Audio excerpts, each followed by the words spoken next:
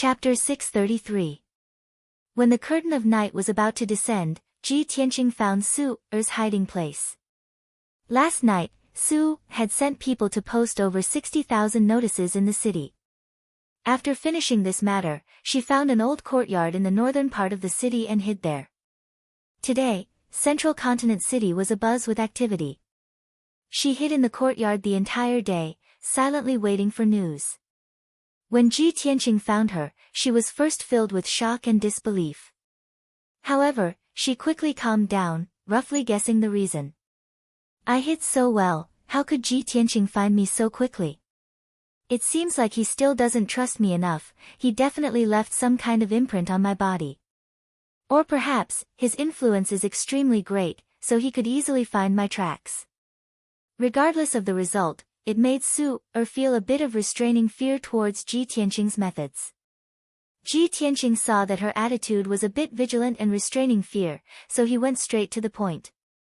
Miss Su-er, you've done very well.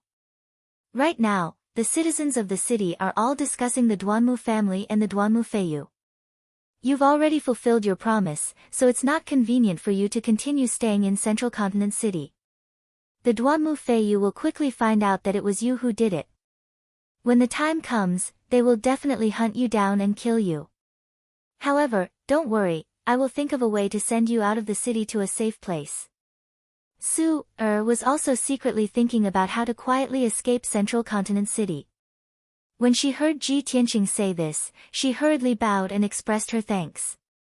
For Su-er to be able to receive young Master Ji's help, I am already endlessly grateful. Now that young Master Ji has helped Su-er like this, Su-er is truly grateful, but I am unable to repay you. Ji Tianqing waved his hand, indicating that she didn't need to say any more. Then, he used a secret technique to change her facial features and appearance. After changing her appearance, Su-er changed into a cotton dress and hairpin, her entire temperament completely changed. Even those who knew her wouldn't be able to recognize her that easily. After the preparations were complete, Ji Tianqing brought Su-er out of the old courtyard, hurrying towards Central Continent City's northern city gate. The North City Gate was the most deserted of the 4 city gates. There were fewer guards and their defensive power was slightly weaker. Ji Tianqing brought Su-er and successfully passed through the inspection of the city gate guards, leaving Central Continent City. The two of them stopped at the foot of a small mountain outside the city. There was no sign of human habitation within a radius of 10 miles. Under the night sky, the small mountain was silent. Ji Tianqing summoned Qian Yu and instructed, Qian Yu, escort Miss Su-er out of Central State City. You must escort her to a safe place. Qian Yu naturally nodded in agreement. Su-er bowed deeply to Ji Tianqing, then rode Qian Yu into the sky and left at lightning speed. Ji Tianqing turned around and returned to Central State City, hurrying towards the Cloud Mist Tavern. 2 hours later, he returned to his room on the 3rd floor of the inn. Yunyao had already been waiting in the room for a long time. When she saw him return, she hurriedly asked, Tianqing, what's the situation? Ji Tianqing nodded and said, don't worry, everything has been taken care of. I had Qian Yu send Miss Su-er away. Now, we just need to watch the situation develop. I want to see how the Duanmu family will deal with this matter. Yunyao frowned slightly and said with a bit of worry, Tianqing, will this really work? Although the common people in the city are discussing spiritedly and spreading many rumors, damaging the Duanmu family's reputation, the Duanmu family will definitely suppress the matter. But the Duanmu clan will definitely think of a way to suppress the storm. At most, Duanmu Feiyu will be punished, but he won't suffer too much loss. Ji Tianqing shook his head. He looked at her and said with a certain tone, Yao Yao, the Duanmu family will definitely suppress the rumors and won't let the common people stir up any trouble. However, this time, the Duanmu Feiyu will definitely not have it easy. He wantonly embezzled the Duanmu family's assets. Even if the Duanmu Huang turns a blind eye and doesn't punish him, what about Duanmu Yulong's mother? As the saying goes, a mother's status depends on her son. The first madam relied on her son, Duanmu Yulong, to sit firmly in the position of the Duanmu family's matriarch. Now that Duanmu Yulong is dead, Duanmu Feiyu is happy and wants to replace Duanmu Yulong's position. How can the first madam swallow this anger? Whether it's for her own position or to vent her anger, the first madam will not let the Duanmu Feiyu go. After listening to his analysis, Yunyao nodded in agreement. Yes, that's true. Actually, it's not just the Duanmu family.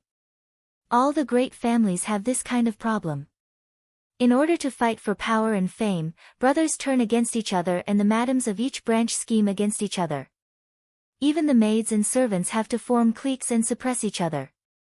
Speaking of this, Yunyao's tone was a little emotional. It seemed like she was deeply touched. Ji Tianqing looked at her and asked with concern, "What's wrong? Could it be that you also have this kind of trouble in Cloud Soul Palace?"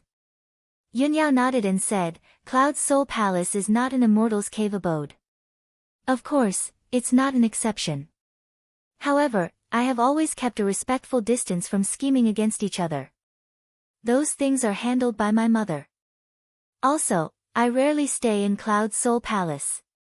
None of the children of the same generation have bad blood with me. At least, no one dares to scheme against me." Ji Tianqing smiled and said in a playful tone, "Don't worry. If anyone dares to scheme against you, I will settle the score with them one by one." Yunyao rolled her eyes at him. Don't bother with these trivial matters. You can't delay your cultivation. Right, what do you plan to do next?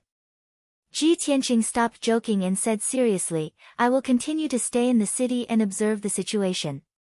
At the same time, I will also gather information. As for the next step, I will have to see how the Duanmu family reacts. However, Yao Yao, you have to return to the monarch residence. You can't move with me anymore. After all, you represent Cloud Soul Palace. If your identity is exposed, Cloud Soul Palace will be dragged in." Yunyao didn't want to leave. She only wanted to fight with him and work together to deal with the Duanmu family. However, what Ji Tianqing said was very reasonable, and it was a very important matter. She pondered silently for a while and could only nod in agreement. "All right, then I will return to the monarch residence tonight. However, you have to be careful. No matter what, you have to put your own safety first. If you need any help in gathering information, just tell the Hidden Cloud Pavilion to do it. The Yun family's Hidden Cloud Pavilion is spread throughout the cities of Central State. There are branches in every city." Yunyao warned Ji Tianqing before quietly leaving the Cloud Mist Inn. After she left, Ji Tianqing sat alone in the room and silently meditated to cultivate. A long night passed. At dawn the next day, Qian Yu finally rushed back to the Cloud Mist Inn and flew into the room. "Old Ji, I'm back. I've already followed your orders and sent Miss Su, heir to a safe place." Hearing Qian Yu's voice, Ji Tianqing ended his cultivation and opened his eyes. Very good." He nodded slightly and said in a low voice, "Go back to the 100 treasures brocade pouch and rest. I want to gather information about the Duanmu family's movements before I decide what to do next." Chapter 634. In the depths of the mango forest. 100 miles to the north of Greenwood City, there was a towering mountain thousands of feet high. The Duanmu family's mansion was located at the peak of the mountain, hidden by the clouds and mist. There were more than a dozen ancient and majestic palaces and rows of exquisite and elegant buildings on the mountain peak. The Greenwood Palace facing the plaza at the peak of the mountain was the Duanmu family's main palace and meeting hall. Every time Duanmu Huang discussed important matters with the elders and attendants, they would hold a meeting in the main hall of the Greenwood Palace. It was early in the morning, and there were more than a dozen Duanmu family experts in the main hall. They were discussing an important matter.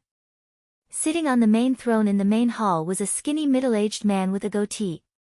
He was the family head, Duanmu Huang. Duanmu Huang was silent, but his face was gloomy and there was a hint of anger between his brows. There were 12 experts standing on both sides of the main hall. They were the Duanmu family's elders and leaders. In addition, there was a handsome young man with red lips and white teeth. He was kneeling in the middle of the main hall. This young man was Duanmu Feiyu. The atmosphere in the main hall was a bit stifling, just like the hazy sky outside. The elders and leaders were silent on the surface, but they were secretly discussing something with their spiritual senses.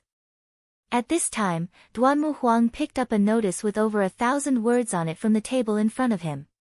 He waved his hand and threw it at Duanmu Feiyu. Swoosh! The light yellow paper landed in front of Duanmu Feiyu and spread out on the ground. The scarlet words on the paper were clear. Duanmu Huang frowned and slammed the table with a face full of anger. He shouted in a deep voice, "You bastard, look at the stupid things you've done." In one night, tens of thousands of notices appeared out of thin air in Central State City, covering the streets and alleys. Now, all the people in the city are talking about you, and all the powers are rejoicing in your misfortune. Who knows how many people are laughing at our Duanmu family? You unfilial son. Do you want to anger me to death? Duanmu Feiyu was scolded harshly, but he was full of grievances and tried his best to defend himself. Father! How can you believe in this kind of baseless rumor and slander? Our Duanmu clan is a big tree that attracts the wind, attracting the covetous eyes of countless opponents and enemies. Who would have thought that the opponent this time would be so despicable, to actually use such a despicable method that only mortals would use?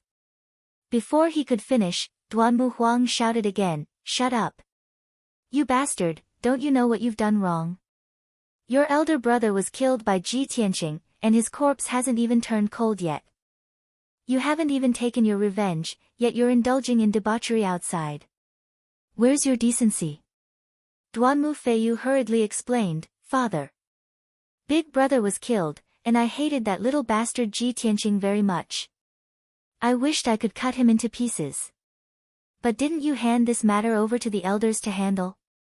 I'm weak and can't help, so I can only focus on running the business. It's inevitable that I have to drink and discuss business with others." Duanmu Huang frowned and didn't want to delve into this matter. He asked again, "Then how do you explain the matter of you filling your own pockets and embezzling the clan's property?" Duanmu Feiyu of course refused to admit it and evaded all the blame. "Father, as the second young master of the Duanmu clan, how could I do something like embezzlement and embezzle the clan's property? These were all made up by those despicable people to deliberately slander me and tarnish the Duanmu clan's reputation. How can you believe?" Before Duanmu Feiyu could finish, a clear and dignified voice suddenly came from the entrance of the main hall. "Shut up!" Hearing this voice, Duanmu Huang and his son, as well as the elders and managers, all turned to look at the entrance of the main hall. Two graceful silhouettes stepped through the door and walked into the hall. The first to enter the main hall was a woman wearing a long brocade dress with a jade hairpin and a golden crown. She looked like she was in her 30s. She had a beautiful face and a graceful temperament. She had a dignified aura that came from someone who had been in a high position for a long time. She was Duanmu Yulong's birth mother, Duanmu Huang's first wife. Behind the first wife was a tall and beautiful woman in a green robe with a fierce aura. She had the strength of Sky Origin Stage and was the first wife's personal maid, her confidant. The first wife walked into the main hall with a graceful posture.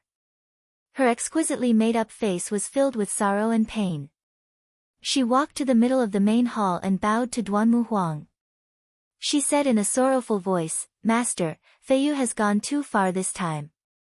It's too disappointing. Yulong's body is not cold yet, but instead of avenging his brother, he clapped his hands and cheered. He's even happier than our enemies. As a disciple of the Duanmu clan, he didn't serve the clan loyally and even embezzled the clan's property. This is simply lawless. In the past, you were merciful and forgiving to him, so be it. But this time, no matter what, you can't tolerate him anymore." The first wife's face was as cold as ice. Her voice was cold and dignified. She had the aura of a master's wife. The elders and the people in charge all had different thoughts. After hearing the first wife's words, some people immediately nodded in agreement and asked Duanmu Huang to severely punish Duanmu Feiyu as a warning to others. Duanmu Huang suddenly had a headache. He frowned and said in a deep voice, "Madam, I am discussing this matter with the elders. It's not convenient for you to participate. quickly leave. Duanmu Feiyu was also filled with anger.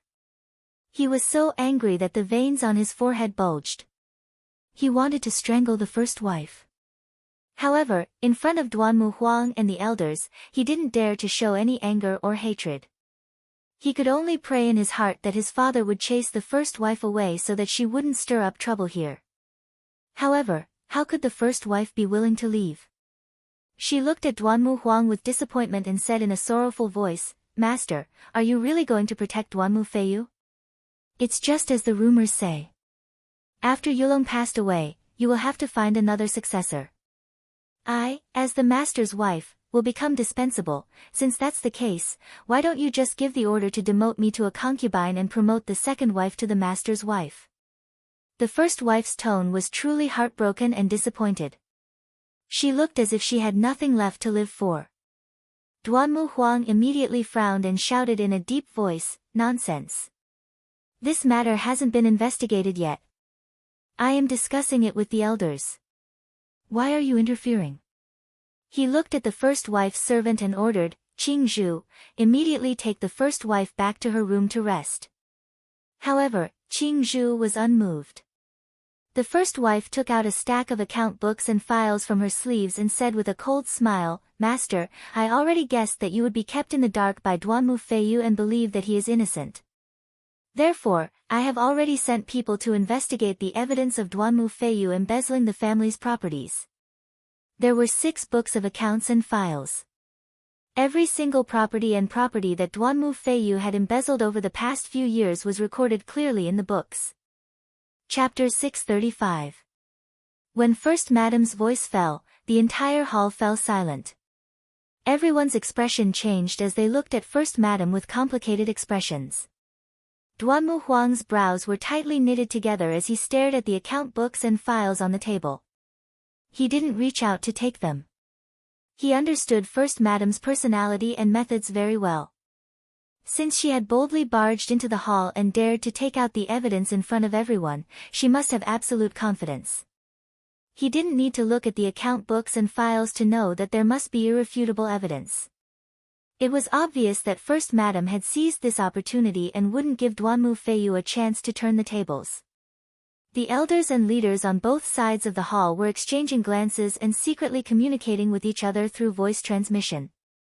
Some of them acted as if this matter didn't concern them and looked on coldly, while others rejoiced in Duanmu Feiyu's misfortune and waited for him to be punished. The leaders who supported Duanmu Feiyu had dark looks in their eyes and didn't dare to plead for leniency or dissuade First Madam.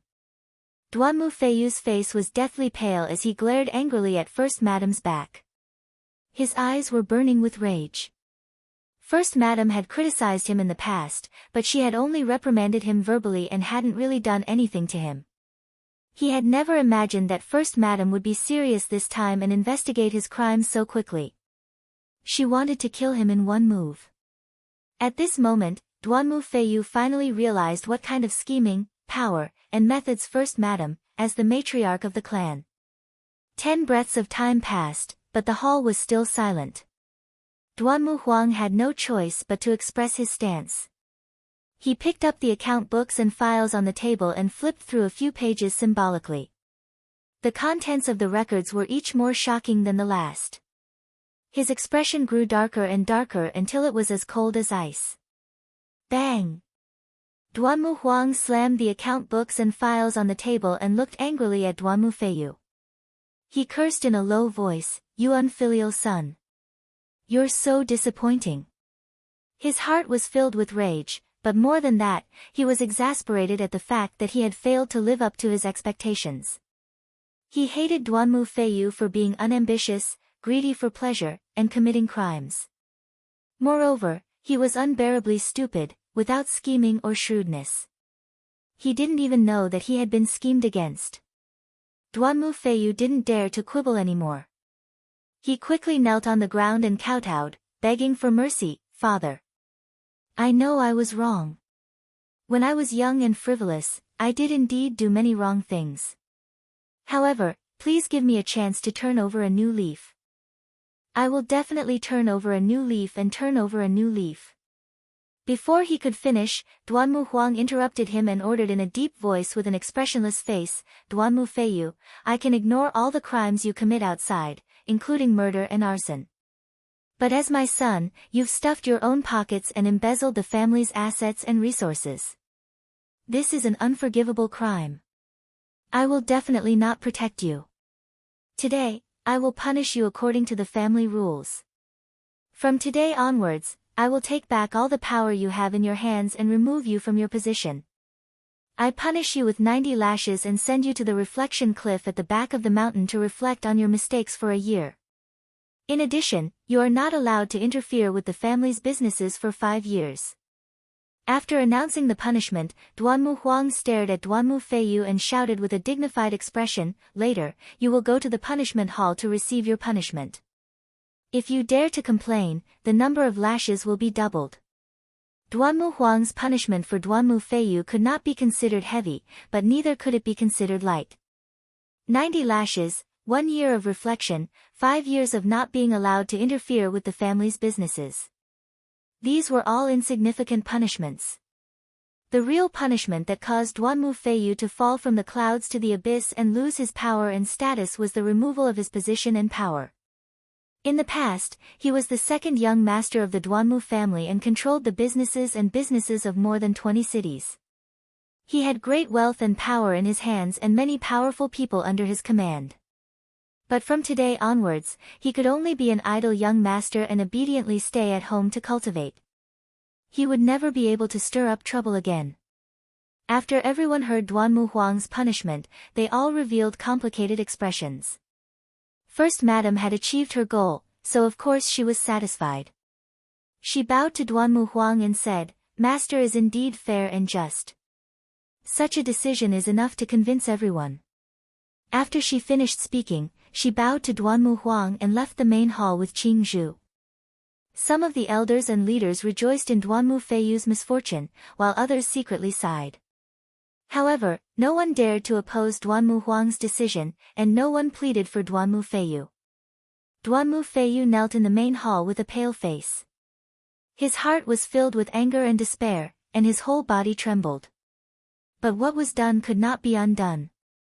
He could only suppress his anger and silently stand up. He bowed to Duanmu Huang and left the main hall. 2 hours later, Duanmu Feiyu staggered out of the torture chamber. He was supported by 2 attendants and struggled to walk back to his residence. Just now, he had suffered 90 lashes in the torture chamber. He was in so much pain that he wished he was dead. The torture chamber used the wind, fire and thunder whip, a heavenly origin-level magic weapon. Every lash of the whip contained the violent and fierce power of wind and thunder. It was like the cutting of a sword, causing people to be in so much pain that they wished they were dead. Even though Duanmu Feiyu was at the heavenly origin level, after 90 lashes, his skin and flesh were lacerated and he was dripping with blood. The pain that seeped into his bone marrow still made him shudder when he thought about it. He limped along the bluestone path. His face was as white as paper and his mind was very weak. He looked very miserable. On the way back to his residence, he was cursing fiercely in his heart. "First Madam, that damn thing. She is too vicious. I didn't expect her to be so vicious. If she hadn't hit me while I was down, how could I have ended up like this? And that bastard who put up notices all over the city to secretly plot against me. Don't let me find out who you are. Otherwise, I will cut you into 8 pieces and burn your bones to ashes." Duanmu Feiyu did not blame Duanmu Huang for making such a decision. He knew that his father, Duanmu Huang, was already doing his best to protect him. This punishment was not excessive. He only hated First Madam for taking the opportunity to make things difficult for him. He hated the person who was plotting against him even more. After a while, Duanmu Feiyu returned to his residence. The maids had already spread out the brocade bedding on the bed and supported him to lie down on the bed to rest. His entire back was badly mutilated. For the next few days, he could only lie down on the bed to recuperate. A middle-aged pharmacist hurried over and hurriedly treated his wounds. He used all kinds of elixirs to help him treat his injuries. After the pharmacist treated his injuries, the pain from his back lessened by a lot. At this time, a tall and sturdy middle-aged man quickly walked into the room. He arrived in front of Duanmu Feiyu and cupped his hands to reporting to second young master, this subordinate has already found some clues. The person who secretly plotted against you and put up notices all over the city was most likely ordered by the young miss of the superior courtyard. Suddenly hearing this news, Duanmu Feiyu was stunned. Chapter 636. What? She was the one who did it. Duanmu Feiyu clearly didn't expect that the main culprit who caused him to be in such a state was actually Su-er. Although this news was rather shocking, he felt that it was inconceivable. However, the middle-aged man was his trusted aide named Nia Kuang. He definitely wouldn't lie about this. A moment later, Duanmu Feiyu came back to his senses. His brows knitted together as he asked with a gloomy expression, that slut Su-er was imprisoned in the Excellence Courtyard by me. How could she have ordered others to harm me? Nia Kuang shook his head and said in a gloomy voice, second young master, the commander guarding the Excellence Courtyard just reported that young Miss Su-er has already disappeared. What did you say? Duanmu Feiyu opened his eyes wide again and cursed angrily, what are those good-for-nothings doing? How could they let Su-er escape from the Excellence Courtyard? Since that slut Su-er has already disappeared, why did they only report this now? Nia Kuang lowered his head and said in a gloomy voice, second young master, they followed your orders and didn't dare to approach young Miss Su-er's loft without permission. Moreover, you went to the Excellence Courtyard the day before yesterday and didn't go there yesterday. The guards guarding the Excellence Courtyard only discovered young Miss Su-er's disappearance today. Duanmu Feiyu gnashed his teeth in anger. His eyes surged with a cold light as he shouted angrily, this group of useless good-for-nothings, I will skin them alive. And that slut Su-er, if she really plotted against me, I will definitely make her wish she was dead. Let's go, follow me to the Excellence Courtyard. While cursing, Duanmu Feiyu got off the bed and walked out with a murderous aura. Filled with anger, he actually ignored the pain from his injuries and immediately rushed to the Excellence Courtyard. Nia Kuang hurriedly followed behind him and quickly walked out of the room. Not long after, the two of them left Cyanwood City on their flying spiritual birds. In the evening, Duanmu Feiyu and Nia Kuang arrived at Central Continent City and returned to the Excellence Courtyard. When Duanmu Feiyu crossed the gate and entered the courtyard, the guards and experts guarding the Excellence Courtyard all hurriedly came to greet him. Seeing those guards, he immediately became furious and cursed, you bunch of idiots, get out of my way. The guards were so scared that they knelt on the ground and begged for mercy. Duanmu Feiyu ignored them for now and brought Nia Kuang to Su-er's loft. However, the loft was already empty. Duanmu Feiyu searched both upstairs and downstairs, but there was no sign of Su-er. Reality proved that Su had indeed escaped from the superior courtyard long ago. Unfortunately, the guards didn't notice any abnormalities, and the superior courtyard's defensive array was also intact. Duanmu Feiyu returned to the courtyard and looked at the guards with eyes as cold as ice, containing a biting cold murderous intent. You pieces of trash, what's the point of this young master raising you? If it weren't for your stupidity, would I have been harmed like this? Duanmu Feiyu cursed a few times with a venomous tone, then ordered Nia Kuang behind him, this young master doesn't want to see these damned pieces of trash again. Kill them. Following his words, Nia Kuang's entire body burst forth with cold murderous intent, and he expressionlessly pounced on the guards. Those guards were immediately scared out of their wits.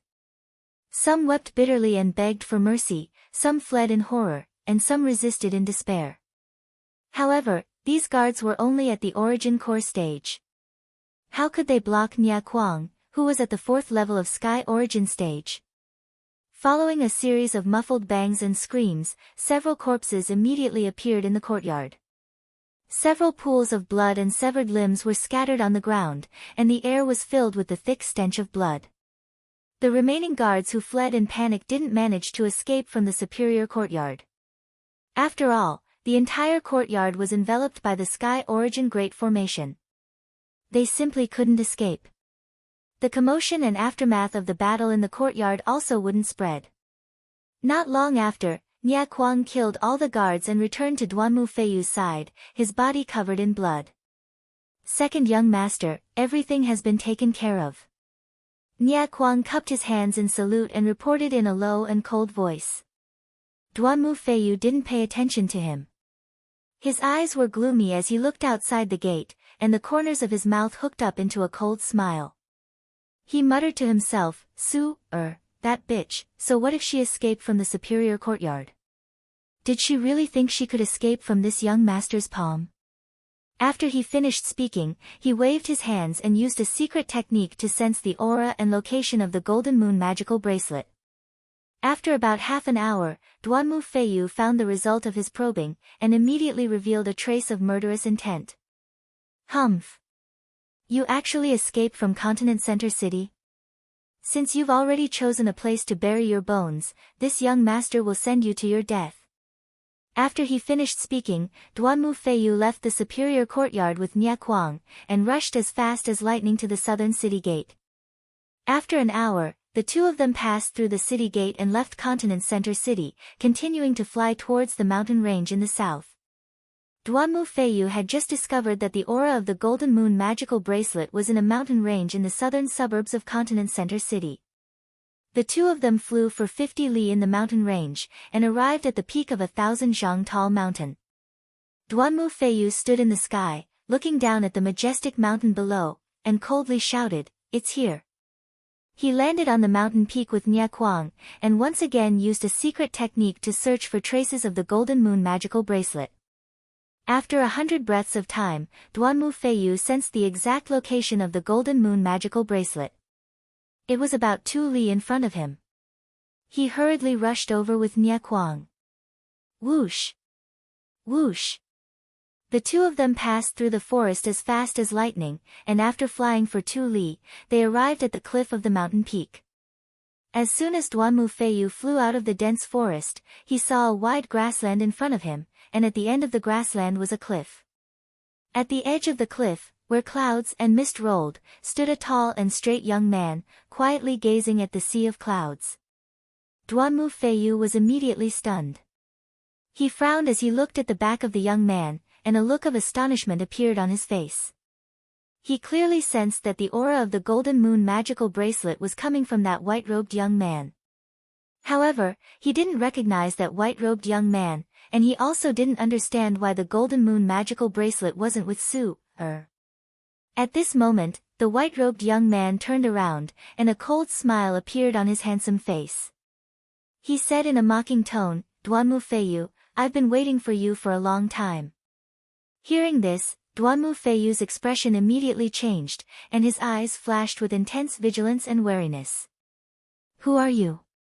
Why have you been waiting for this young master?" The cold smile on the white-robed young man's face became even more playful. A golden light flashed in his palm, and a dark golden bracelet appeared. It was none other than the Golden Moon magical bracelet. "Since you still can't guess who I am, then I'll tell you. I am Ji Tianqing." Duanmu Feiyu's expression changed again, and a thick murderous intent appeared in his eyes. "You're Ji Tianqing. The Golden Moon magical bracelet is actually in your hands. Was it you who saved that bitch Su-er?" Chapter 637.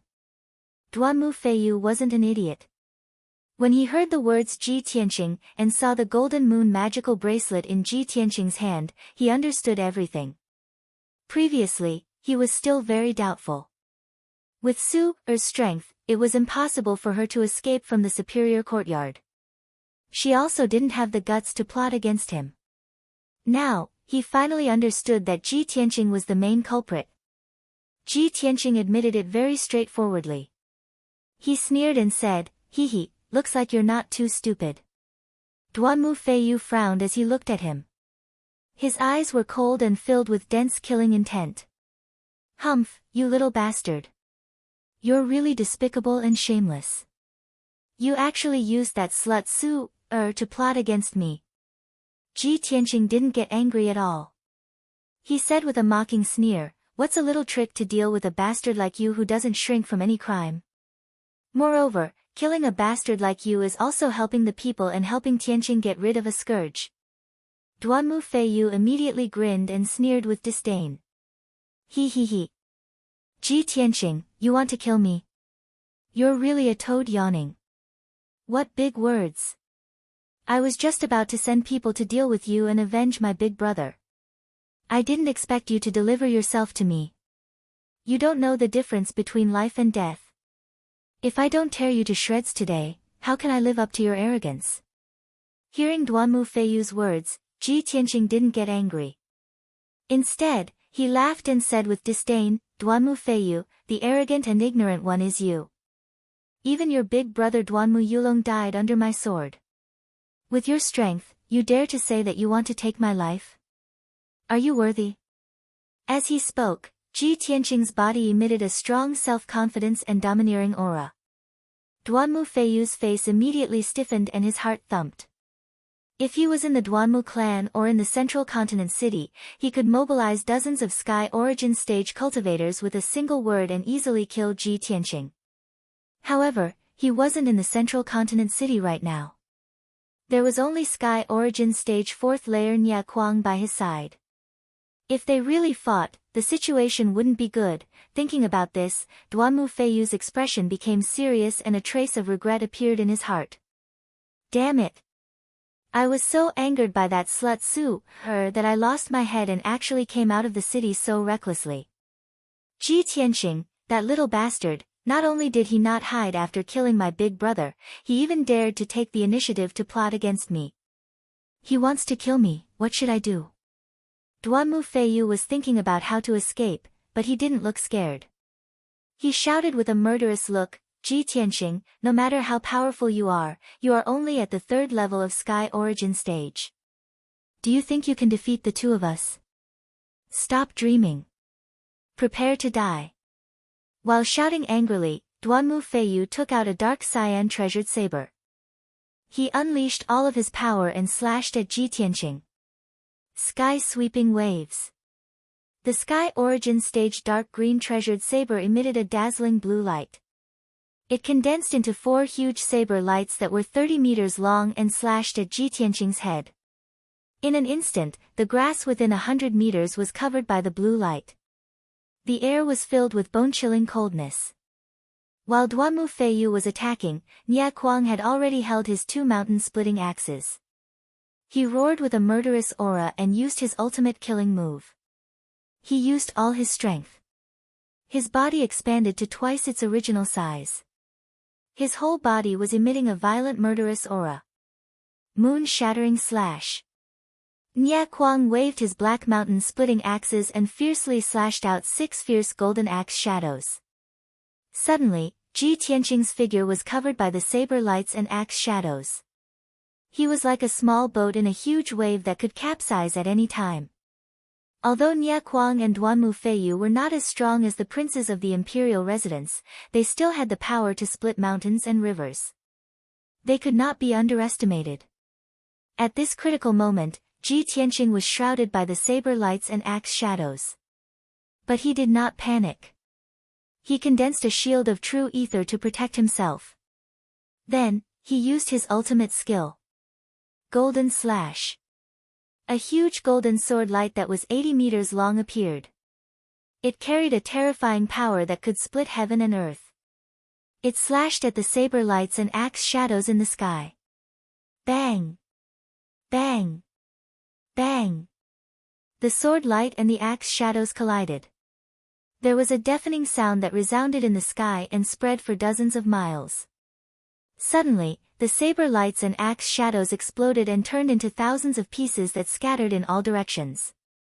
A golden and blue shockwave rippled outwards, engulfing the entire mountain peak. In the blink of an eye, the dense forest on the mountain peak was crushed into powder by the shock waves. A huge crater with a radius of 100 meters appeared on the ground. The huge golden sword light was still intact. It carried an incomparably violent power and slashed at Nya Kuang. Bang!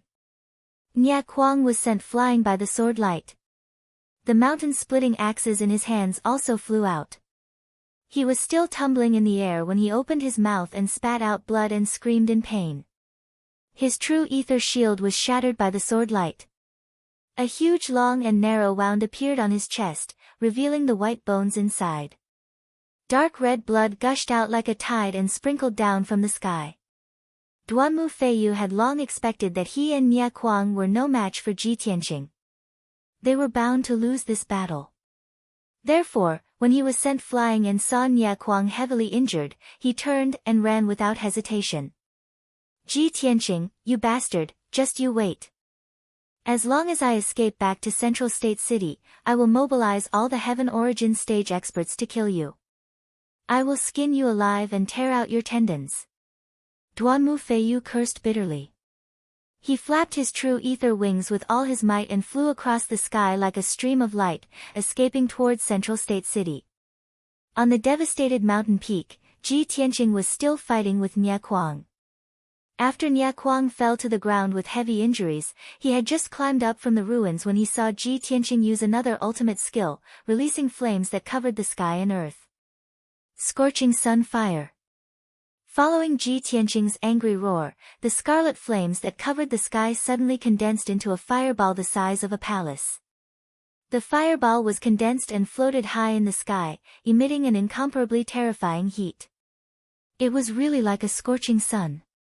Swoosh! The giant fireball fell from the sky, carrying with it a world-destroying might as it smashed towards Nia Kuang. In that instant, Nia Kuang's eyes widened in shock and fear, his heart filled with despair. The giant fireball had locked onto his aura. No matter where he ran, it would definitely catch up to him. Moreover, he had no chance to escape or dodge. In this moment of life and death, Nia Kuang erupted with a strong will to live and desperately urged his true ether to form a shield. Bang!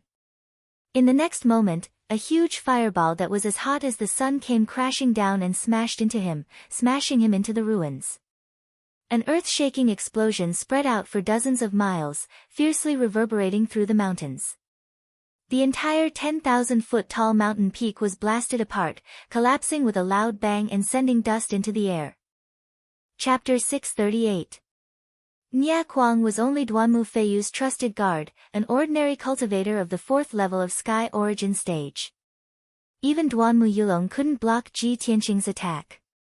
How could he survive? When the blazing sun flame shattered the entire mountain, Nia Kuang was also blasted into pieces and burned to ashes. He only managed to withstand 2 moves from Ji Tianqing before he was completely killed.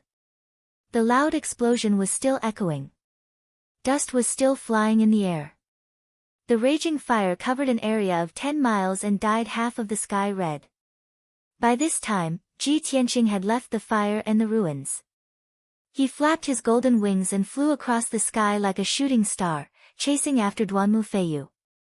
Duanmu Feiyu had just flown 10 miles away and was feeling lucky. Luckily, I was prepared. I retreated in time. Otherwise, I would have been killed by Ji Tianqing. Nia Kuang being killed is nothing. I just hope he can stall Ji Tianqing for a while and buy some time for me. As this thought flashed through his mind, a dazzling golden light suddenly flew over his head. Swoosh! That golden light was extremely fast.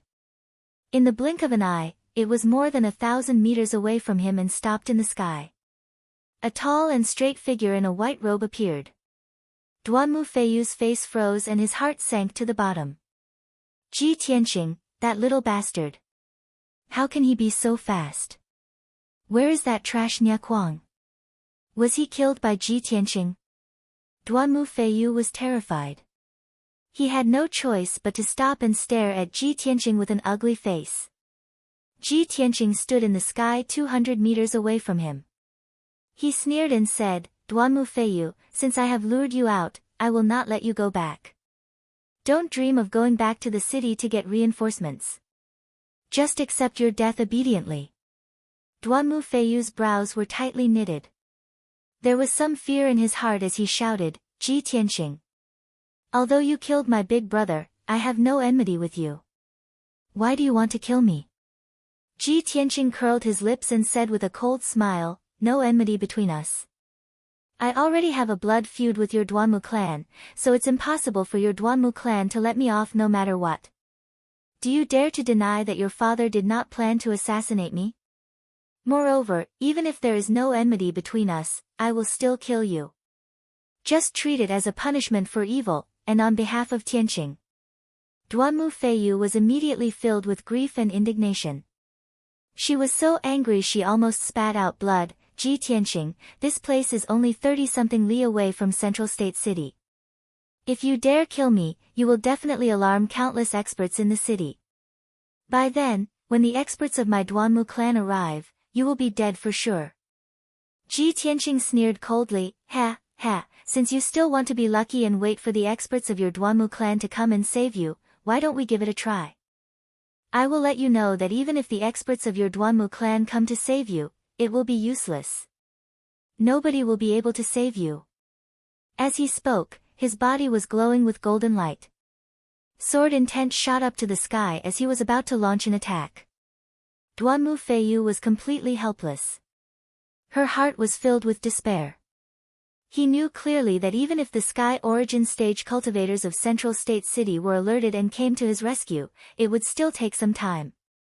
Whether he could survive until the experts of the Duanmu clan came to his rescue was the key to his survival. However, the answer was obvious. Even Ye Kuang, who was at the 4th level of Sky Origin Stage, was killed in 2 moves. How could he survive for long? Thinking of this, Duanmu Feiyu was filled with anxiety and grief. She could only try her best to stall for time and find a way to survive. Ji Tianqing. Don't kill me. Stop it. He hurriedly waved his hand and shouted for Ji Tianqing to stop. Enduring the humiliation, he surrendered to Ji Tianqing. Ji Tianqing, I know that the reason why you are doing this is because you want to deal with the Duanmu clan. I have no enmity with you. Even if you kill me, you won't gain anything. As long as you are willing to let me live, I will follow your orders and do as you say. When Ji Tianqing heard Duanmu Feiyu's words, he immediately revealed a cold and disdainful smile. Duanmu Feiyu, don't say such nonsense that is used to coax a 3-year-old child. What a disgrace. If I spare your life, you will immediately gather a large number of experts to deal with me when you return to Central State City. How would you listen to my orders? Duanmu Feiyu's expression changed. He swallowed the second half of his sentence. Ji Tianqing was right. That was exactly what he planned to do. Begging for mercy was only a temporary measure.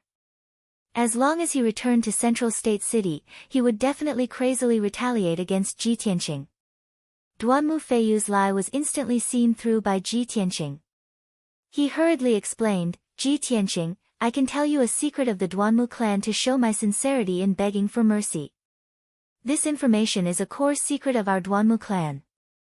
Only a few people know about it. Hearing his words, Ji Tianqing lowered his hands as expected. His eyes indifferently looked at him. Duanmu Feiyu saw that there was hope. Ji Tianqing was indeed interested in this matter, so he thought that there was still room for negotiation. Thus, he said in a low and solemn voice, Ji Tianqing, although I don't know which power is backing you, I can tell you this clearly. However, I can clearly tell you that the strength of our Duanmu clan is far beyond your imagination. Our Duanmu clan's strongest expert is not my father, Duanmu Huang. That expert's strength is enough to look down on the profound sky continent. You and your backing definitely cannot afford to offend him. If you know what's good for you, let me go. I can treat it as if nothing happened. Duanmu Feiyu originally thought that Ji Tianqing would seriously consider his words after hearing this. However, he never expected that Ji Tianqing would immediately say with a cold smile, Duanmu Feiyu, since things have reached this point, do you still think that bluffing is of any use? I really overestimated you. Compared to your big brother, Duanmu Yulong, you are simply too lacking. After saying this, Ji Tianqing no longer hesitated. His entire body lit up with a dazzling golden light, bursting with killing intent that soared to the heavens. Metal Emperor / Golden light surged out of his palms. It gathered the metal energy within a radius of 10 miles, forming a giant golden sword that was over 100 meters long. That incomparably huge sword radiance flickered with a dazzling golden light, illuminating the dark sky. It emitted a sharp aura that could tear apart heaven and earth. Die! Ji Tianqing shouted in a low voice. He controlled the giant golden sword that could split heaven and earth and slash towards Duanmu Feiyu. Duanmu Feiyu was already scared out of his wits. His eyes were wide open, revealing a deep sense of fear. He turned around and ran for his life. However, even if he exploded with his fastest speed, it was impossible for him to escape the slash of the sword radiance. Bang! In the deafening sound, the giant sword that could split heaven and earth slashed him, shattering his vital core shield and soft armor into pieces. Duanmu Feiyu was killed on the spot. A huge wound split open on his chest, and dark red blood gushed out. His corpse fell from the sky and was about to hit the ground below. However, Ji Tianqing had already shot out a giant golden hand and caught his corpse.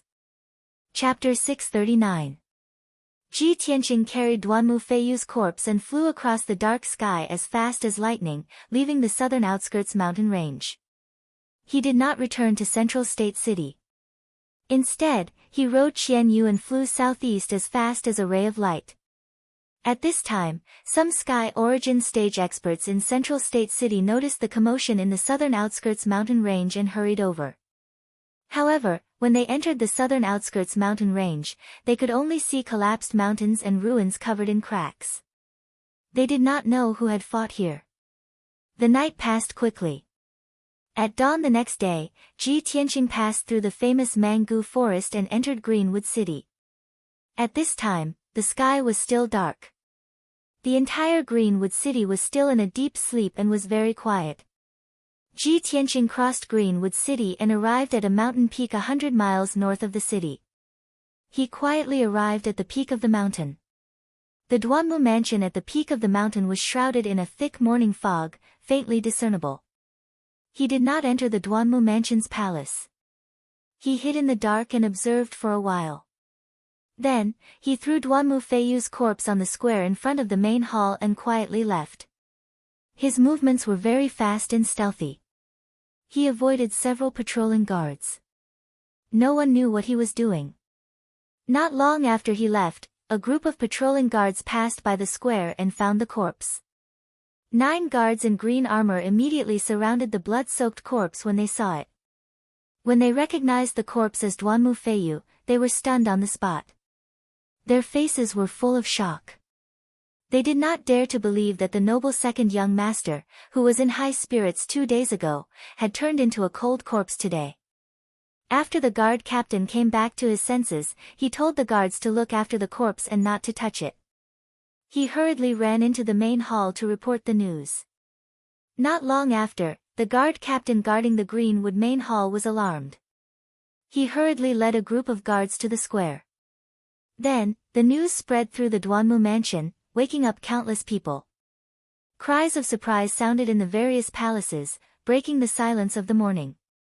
Half a quarter of an hour later, the guard commander sent people to carry Duanmu Feiyu's body into the main hall. Hundreds of people had already gathered in the square. They were craning their necks to look into the hall, whispering and discussing. Inside the main hall, the Duanmu family's leaders and elders had also arrived. When they saw Duanmu Feiyu's corpse, their faces became as gloomy as ice. Finally, the head of the family, Duanmu Huang, heard the news and rushed to the main hall. Hearing the bad news early in the morning, his mood was naturally irritable. His eyebrows were filled with anger and killing intent. When he saw Duanmu Feiyu's body with his own eyes, his face immediately darkened, and his whole body emitted a terrifying chill and murderous intent. Who can tell me what's going on? Wasn't Feiyu reflecting on his mistakes in the back mountains? Why was he murdered? Where was his body found? Duanmu Huang's voice was filled with murderous intent as he roared in anger. If one looked closely, one could see the murderous intent in his eyes. The guard commander hurriedly took 2 steps forward, clasped his hands and reported, "Master, 15 minutes ago, a group of guards was patrolling the square. They found second young master. After he finished, Duanmu Huang's face turned even darker. The coldness from his whole body became even more intense. Several elders and leaders also began to whisper to each other as they discussed. Second young master was still in the house yesterday morning. How could he be killed today? Second young master was protected by Nia Kuang. He was at the second level of Sky Origin stage.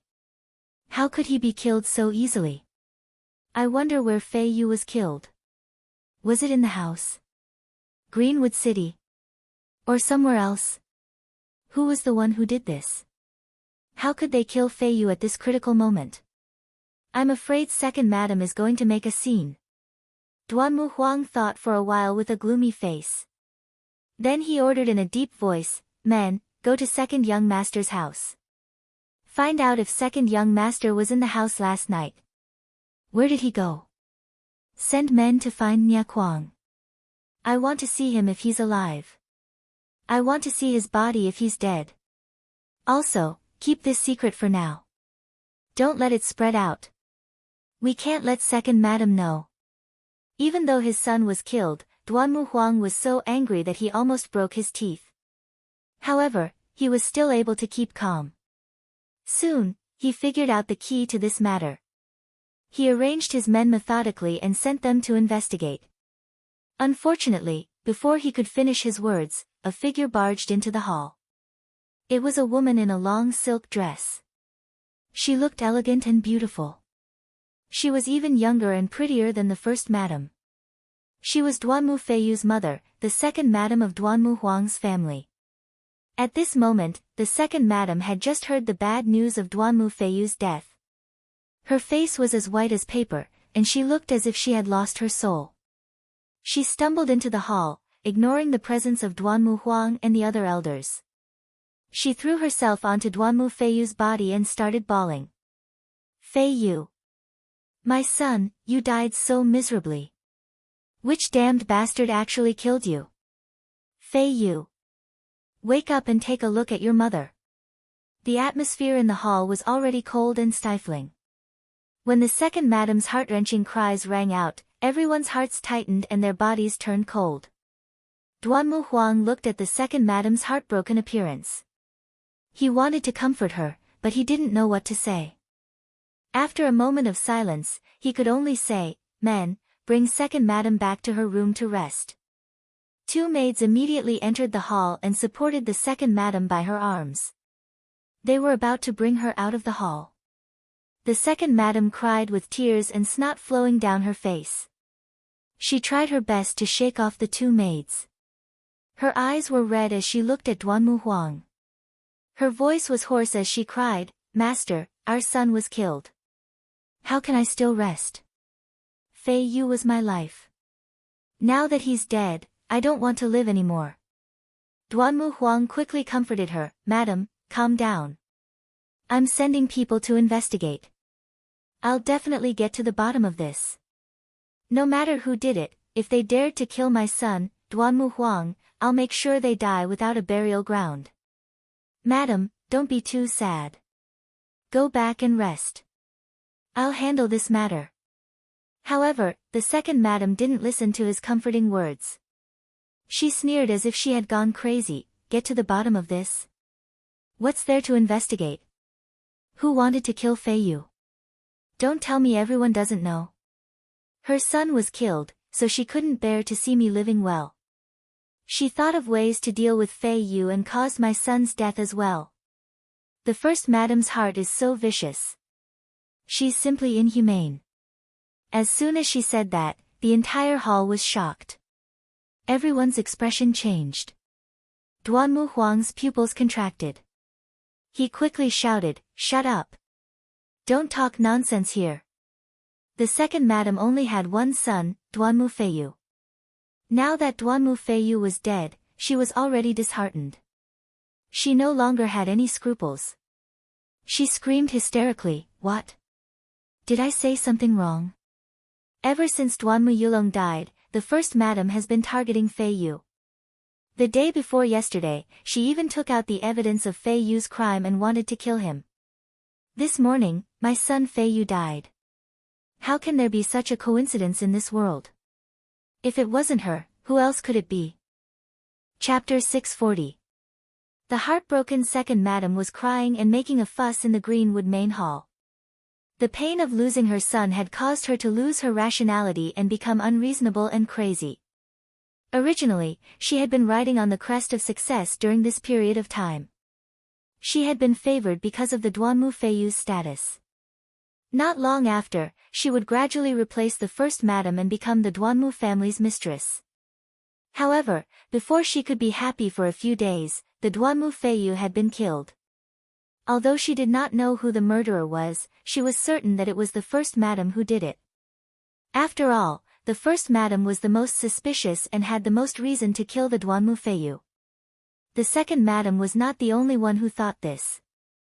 The other elders and leaders also had the same thought. It was just that everyone was muttering and doubting in their hearts, and they didn't dare to say it out loud like second madam. The Duanmu Huang had a headache, but he could not punish the second madam. He could only patiently console her. As the head of the family, he had to deal with things fairly. He could not favor one over the other. However, the second madam was truly turning the world upside down. The Duanmu Huang could only use some methods and use the power of his divine sense to temporarily put her to sleep. The Duanmu Huang had two maids take the second madam away to rest. Only then did the main hall quiet down. Of course, everyone knew that this was only a temporary measure. Since the second madam had caused such a ruckus, she definitely would not let it go. She would definitely fight to the death with the first madam.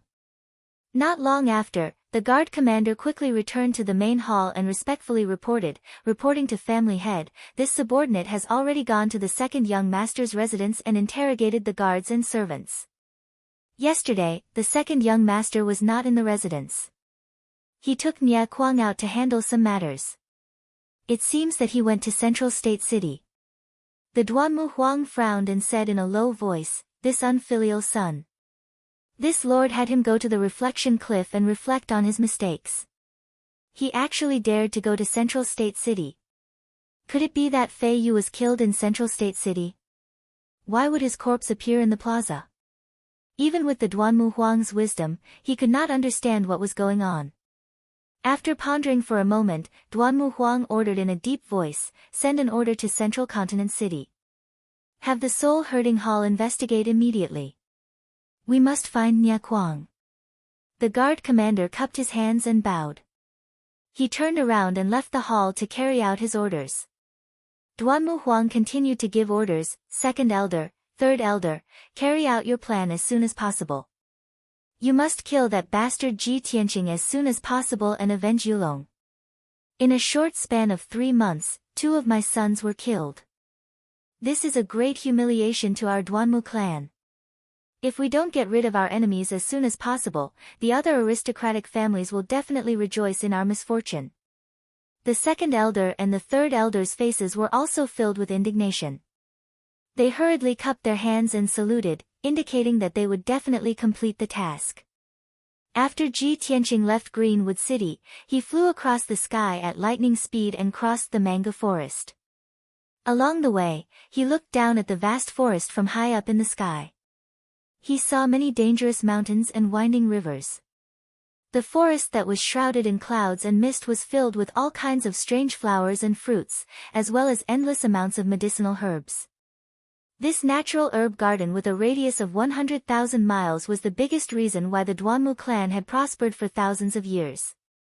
He could not help but think to himself, if there is some way to destroy this mango forest and cut off the Duanmu clan's source of medicinal herbs, it will definitely be a heavy blow to the Duanmu clan. Recently, he had been focusing on dealing with the Duanmu clan. His mind was constantly thinking about how to weaken the Duanmu clan's power. Unknowingly, 6 hours had passed and it was noon. Ji Tianqing was flying above the vast sea of clouds, crossing over a stretch of majestic mountain range. Originally, the sun was shining brightly in the sky, dyeing the white sea of clouds with a layer of golden light. However, at this moment, he realized that there was a huge black cloud high up in the sky, blocking the sunlight. The area within a radius of dozens of miles became dark. Strong winds blew in the sky, blowing the vast sea of clouds and causing them to churn violently. Ji Tianqing could vaguely sense that the air seemed to contain a trace of cold and bloody murderous aura.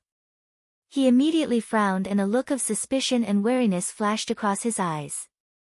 Ever since he came to the Central State, he had not interacted with anyone from the demon clan. However, based on the experience he had accumulated in the Tianshan region, he could acutely sense that there were demon clan powerhouses around him. Even the huge black cloud in the sky was definitely not formed naturally. There was definitely something strange about it. As expected, just as he slowed down his flying speed and looked around, the black cloud in the sky suddenly surged. In the blink of an eye, the surging demon fog condensed into a huge demon face. The demon face had a pair of huge scarlet eyes. It stared down at Ji Tianqing from above, revealing a ferocious and bloodthirsty cold smile. Keek keek. Ji Tianqing, I have finally found you. The demon face's huge mouth opened and closed, letting out a deep voice that reverberated in the sky like rolling thunder. Ji Tianqing immediately stopped flying. He stood in the sky and looked up at the demon face. A cold light flashed across his eyes. There is indeed a demon clan powerhouse attacking. When he suddenly saw the demon face in the sky, he instinctively thought that it was the demon emperor. However, after sensing it carefully, he realized that the aura of the huge demon face was not as unfathomable as that of the ancient demon emperor. When he heard what the demon face said, he was sure that it was not the demon emperor but a demon king powerhouse. Ji Tianqing looked at the demon face in the sky calmly without any worry or fear. He said in a low and cold voice, "The remnants of the demon clan are so savage that you dare to come to the Central State." The demon face opened its huge mouth and sneered in a deep voice, "Humph. In the ancient times, my clan was the ruler of the Tianxian continent. We ruled the world and ruled over hundreds of races. The Central State was originally my clan's territory. It was just that it was invaded by you humans. Why would I dare to come to the Central State? I will kill a lowly worm like you today." Ji Tianqing had heard of some legends from the ancient times and knew that the demon face was telling the truth. However, he was not interested in this question. He sneered with a cold expression, "Cut the crap. Are you avenging the Blood Demon King or working for the ancient demon emperor? Tell me your name. My sword does not kill nameless rats." The demon face opened its mouth and sneered. "Ha ha ha. Who does the Blood Demon King think he is? I am the king of the fierce wind tribe. I only follow the orders of His Majesty the Demon Emperor. Ji Tianqing, if you know what's good for you, surrender immediately. Don't wait for me to attack. Otherwise, you will suffer." The Demon King of Fierce Wind's tone was full of confidence and arrogance. It was as if victory was in his hands and he already had Ji Tianqing's life in his hands. As his voice fell, the demon cloud that covered the sky spread in all directions. In the blink of an eye, it covered a radius of 10 miles. The demon cloud condensed into a thick black wall of light, forming a huge black ball of light that sealed off the sky within a radius of 10 miles. Chapter 641. The black light barrier was like a huge cage, trapping Ji Tianqing within. Endless demonic aura poured down, filling the entire black light sphere and drowning Ji Tianqing's figure. The demonic aura contained a bone-chilling coldness and a powerful corrosive force. Even though Ji Tianqing's body had been tempered thousands of times, his physical strength and defense were far superior to divine prime experts of the same level. However, after being infected by the demonic aura, he still felt a stabbing pain all over his body, and his skin was corroded black. He quickly channeled his power and condensed a shield with his majestic vital essence to protect his body. However, the vital essence shield could not resist the corrosion of the demonic aura. It was quietly thinning, and its power was rapidly weakening. Ji Tianqing had to constantly consume power to maintain the vital essence shield. Even if the Demon King of Lifeng did not attack, his vital essence would be exhausted after staying in the demonic aura for 2 hours at most. What secret technique is this? How can it be so powerful? He was a little surprised and muttered to himself. At the same time, the demon king of Liefeng's mocking laughter came from the dark demonic aura behind him. Ha ha ha. Ji Tianqing, I've been watching you for a long time, and I've made ample preparations before attacking. I've carefully prepared the dark cage for you.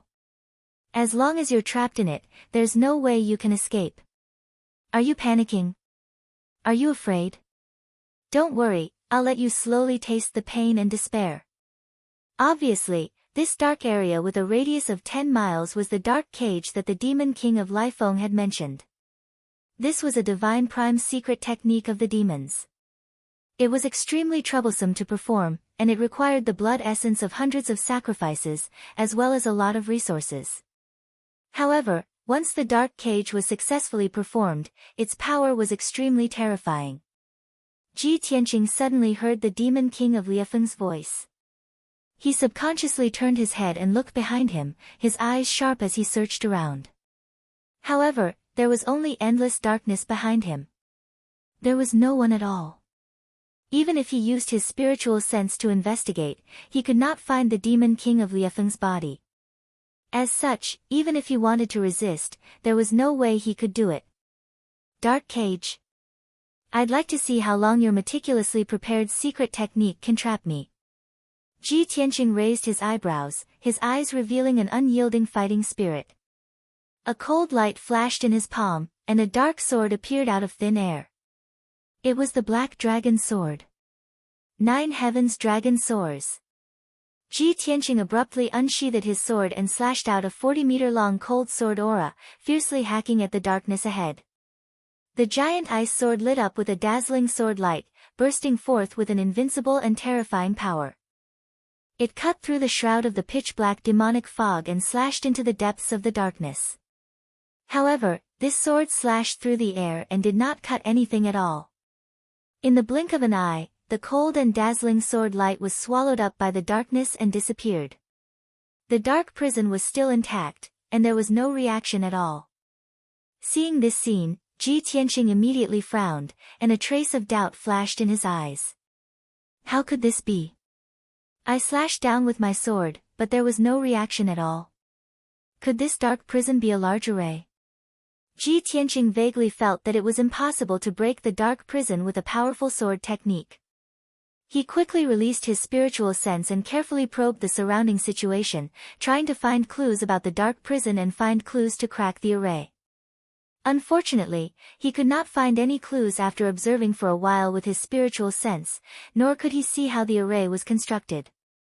This result made him even more puzzled, and he thought to himself, no. With my attainments in Array Dao, even if I can't crack all of the Tianyuan arrays, I should be able to find clues.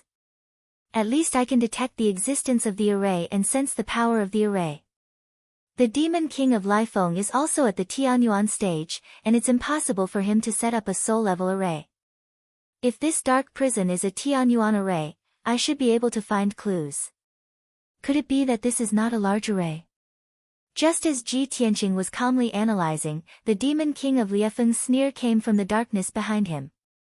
Ha, Ji Tianqing, I know you're good at Array Dao and good at cracking large arrays. But you'll never be able to crack my dark prison. How could a despicable human worm like you understand the wonders of my race's secret technique? Hearing the Demon King of Liefeng's confident and proud words, Ji Tianqing was immediately sure that the dark prison was not a large array, but a secret technique of the demon race. Moreover, he had been waiting for the Demon King of Liefeng to speak again. When the Demon King of Liefeng's voice sounded, he had already swung the Black Dragon Sword at lightning speed and slashed at the darkness behind him. Swoosh! A giant golden sword appeared out of thin air, bursting with a power that could destroy everything, and slashed at the darkness 100 meters behind him. However, the darkness was empty, and there was only a large mass of dark demonic fog. The giant golden sword slashed at the mass of dark demonic fog with a muffled bang, and was soon swallowed by the boundless darkness without causing any reaction. No matter how powerful Ji Tianqing's sword technique was, it could not threaten the Demon King of Liefeng. It felt like he had punched cotton with all his strength. The Demon King of Liefeng laughed and said in a mocking and pitying tone, "Ha ha ha. You stupid worm, you actually want to take the opportunity to sneak attack me? I've already turned into infinite demonic energy and merged with the dark prison. In this dark prison, I'm the invincible ruler. Your life and death are in my hands. Ji Tianqing's face became gloomier, and the murderous aura in his eyes became more intense. He silently put away the black dragon sword and asked in a low voice, Demon King of Liefeng, do you dare to fight me fair and square, you coward? The Demon King of Liefeng's voice sounded in the darkness above his head. Ji Tianqing, don't try to goad me. It's ridiculous. I don't need to show myself, nor do I need to fight you. I just need to trap you in the prison for 2 hours. After 2 hours, your true yuan will be exhausted, and you will no longer have the power to resist. At that time, you will be at my mercy. Ji Tianqing silently listened to the Demon King of Liefeng's words, but he was not angry and could still remain calm. He analyzed an important piece of information from the Demon King of Liefeng's words. Given the cruel and bloodthirsty nature of the demon race, if the Demon King of Liefeng wanted to kill me, he would not have said so much nonsense to me. It seems that his goal is not to kill me, but to capture me. Ji Tianqing recalled something. Back in the Sky Pillar sect, when the ancient demon emperor had just broken through the seal, he had said something. The ancient demon emperor had said that the sword god's bloodline in his body was the best sacrifice that could help it quickly recover its vitality. Thinking of this, he could roughly guess the Demon King of Liefeng's goal. Chapter 642. Ji Tianqing had already guessed the Demon King Liefeng's intention. However, he could neither escape from the dark cage nor fight the Demon King Liefeng head-on. Helplessly, he could only fly forward with all his might. He wanted to rush to the edge of the dark cage and find a way to break the barrier. However, after flying for more than 10 miles in the darkness, he still could not reach the edge of the dark cage and return to his original spot. This time, Ji Tianqing was really at his wit's end. He could only circulate his energy to resist the erosion of the demonic qi and try his best to think of a way to escape. The dark cage has a radius of 10 miles. No matter what sword technique I use, I can't break the cage. Since the sword technique is useless, I can only try that magic treasure. Ji Tianqing murmured to himself and immediately took out a square golden seal from his interspatial ring. This was the Domain Lord's golden seal of the Tianqin Domain Lord and a soul-level magic treasure refined by the Emperor himself, the Seal of Mountains and Rivers. Ji Tianqing had never used the Seal of Mountains and Rivers since he obtained it. This time, he wanted to test the power of the Seal of Mountains and Rivers and see if it could help him escape from the Demon King Liefeng's dark cage. Holding the Seal of Mountains and Rivers in his left hand, he waved his right hand with a solemn expression and used a secret technique to control the power of the Seal of Mountains and Rivers. When his right hand shot out beams of true essence into the Seal of Mountains and Rivers, the entire golden seal immediately burst out with a dazzling golden light. Swoosh! The dazzling golden light spread out and formed a 5-meter golden light shield that enveloped Ji Tianqing and protected him. The golden light contained a sacred and powerful power that immediately dispelled the darkness and blocked the erosion of the demonic qi. Ji Tianqing only felt the pressure suddenly reduced and the endless demonic qi in the cage could no longer touch him. At this time, the Demon King Liefeng's voice came from a cloud of demonic qi 100 meters behind him. What kind of treasure is this? The Demon King Liefeng's tone was full of surprise and a trace of fear. Ji Tianqing sneered and shouted in a cold tone, "Of course it's a treasure that will take your life." As his voice fell, his right hand formed a mysterious seal and injected a vast amount of true essence into the Seal of Mountains and Rivers. Open! Ji Tianqing suddenly shouted coldly, activating the Seal of Mountains and Rivers to release a dazzling golden light that covered the sky. The dazzling golden light condensed into a huge pillar of light, which blasted fiercely into the darkness behind him. Boom! The 100-meter-long golden pillar of light carried a destructive power as it pierced through the layers of demonic mist and struck the black light barrier at the edge of the cage. An earth-shattering explosion was heard, and it reverberated fiercely in the dark sky. Several huge cracks appeared on the walls of the cage, spreading in all directions. The entire cage of darkness began to tremble violently, as if it was unable to bear the burden and would collapse at any moment. In the dark prison, the demonic chi and black clouds churned violently. The demon king of Lifeng immediately let out a panicked roar. How is this possible? You lowly reptile, how could you shake my cage?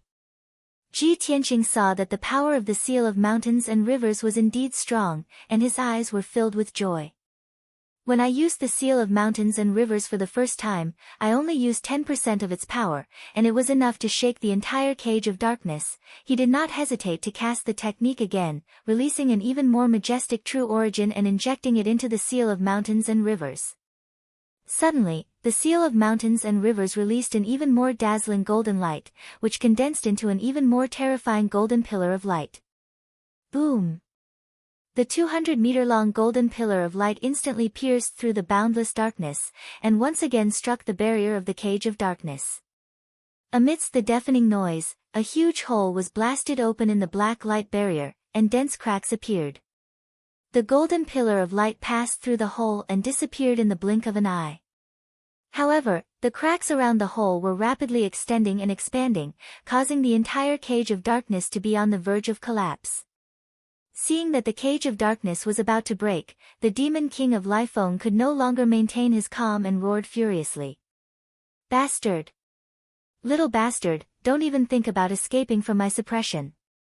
The dozens of demonic clouds hidden in the darkness immediately gathered together and condensed into a 100-meter-tall humanoid beast.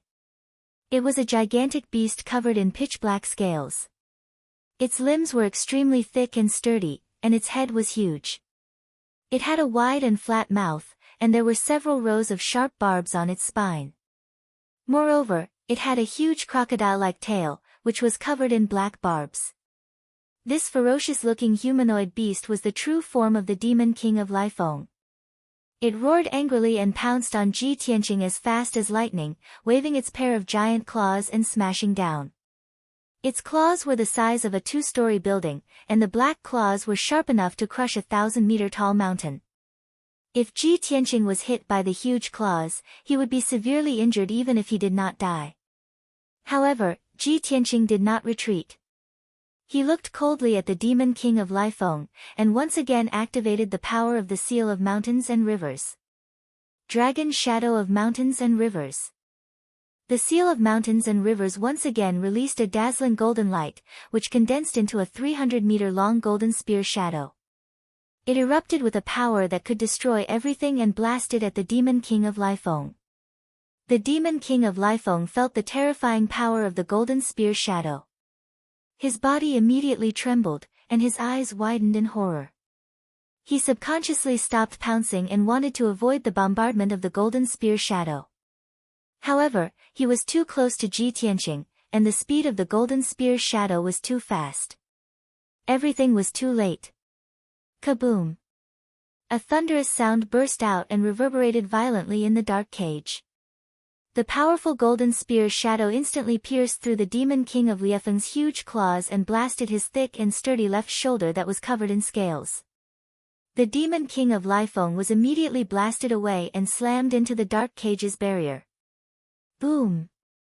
In the dull loud sound, the dark light barrier was smashed and completely collapsed. The golden spear's shadow pierced through the demon king of Lifeng's left shoulder and flew out of the dark cage, disappearing into the sky. The dark cage finally broke into pieces, turning into demonic chi that covered the sky and the earth, spreading out in all directions. The demon king of Lifeng screamed in pain. Black blood gushed out from his wounds. He fell from the sky and smashed into the dense forest. Swoosh! Ji Tianqing's body flashed.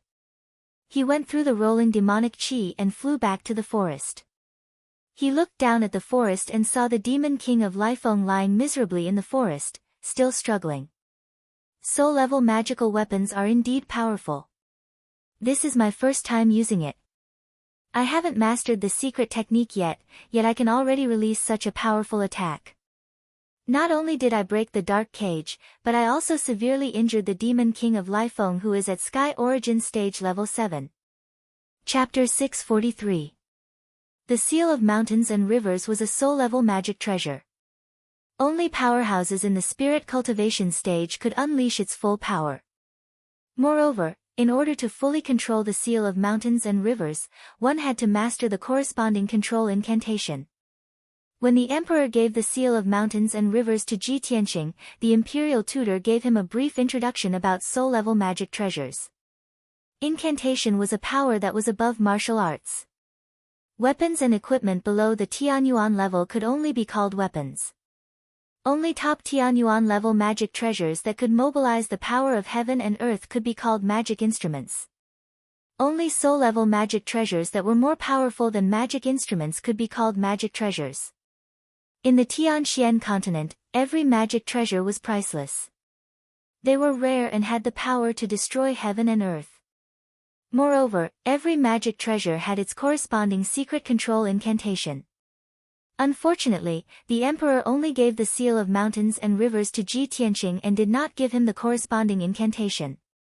However, even if Ji Tianqing did not have the incantation and could only use the seal of mountains and rivers to perform simple attacks, it was still very powerful. He was already satisfied, and silently planned in his heart that in the future, he would definitely find an opportunity to ask for the seal of mountains and rivers from the emperor. Lifeng Demon King, it's time for you to die. Ji Tianqing looked at the Demon King of Lifeng coldly and poured vital core into the seal of mountains and rivers again. He was ready to kill the Demon King of Lifeng in one blow.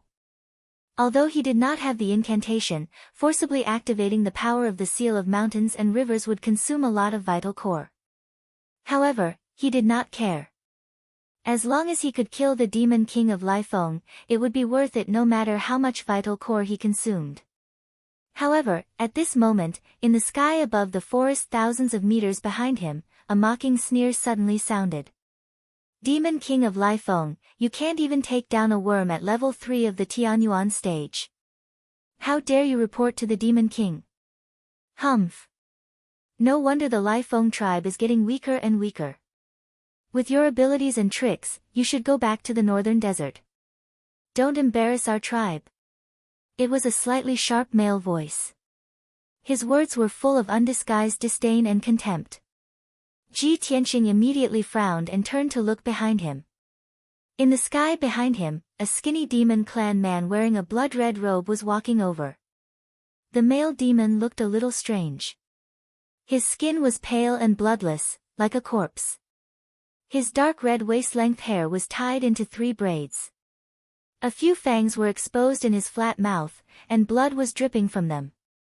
Although this male demon maintained his human form, he still looked ferocious and terrifying.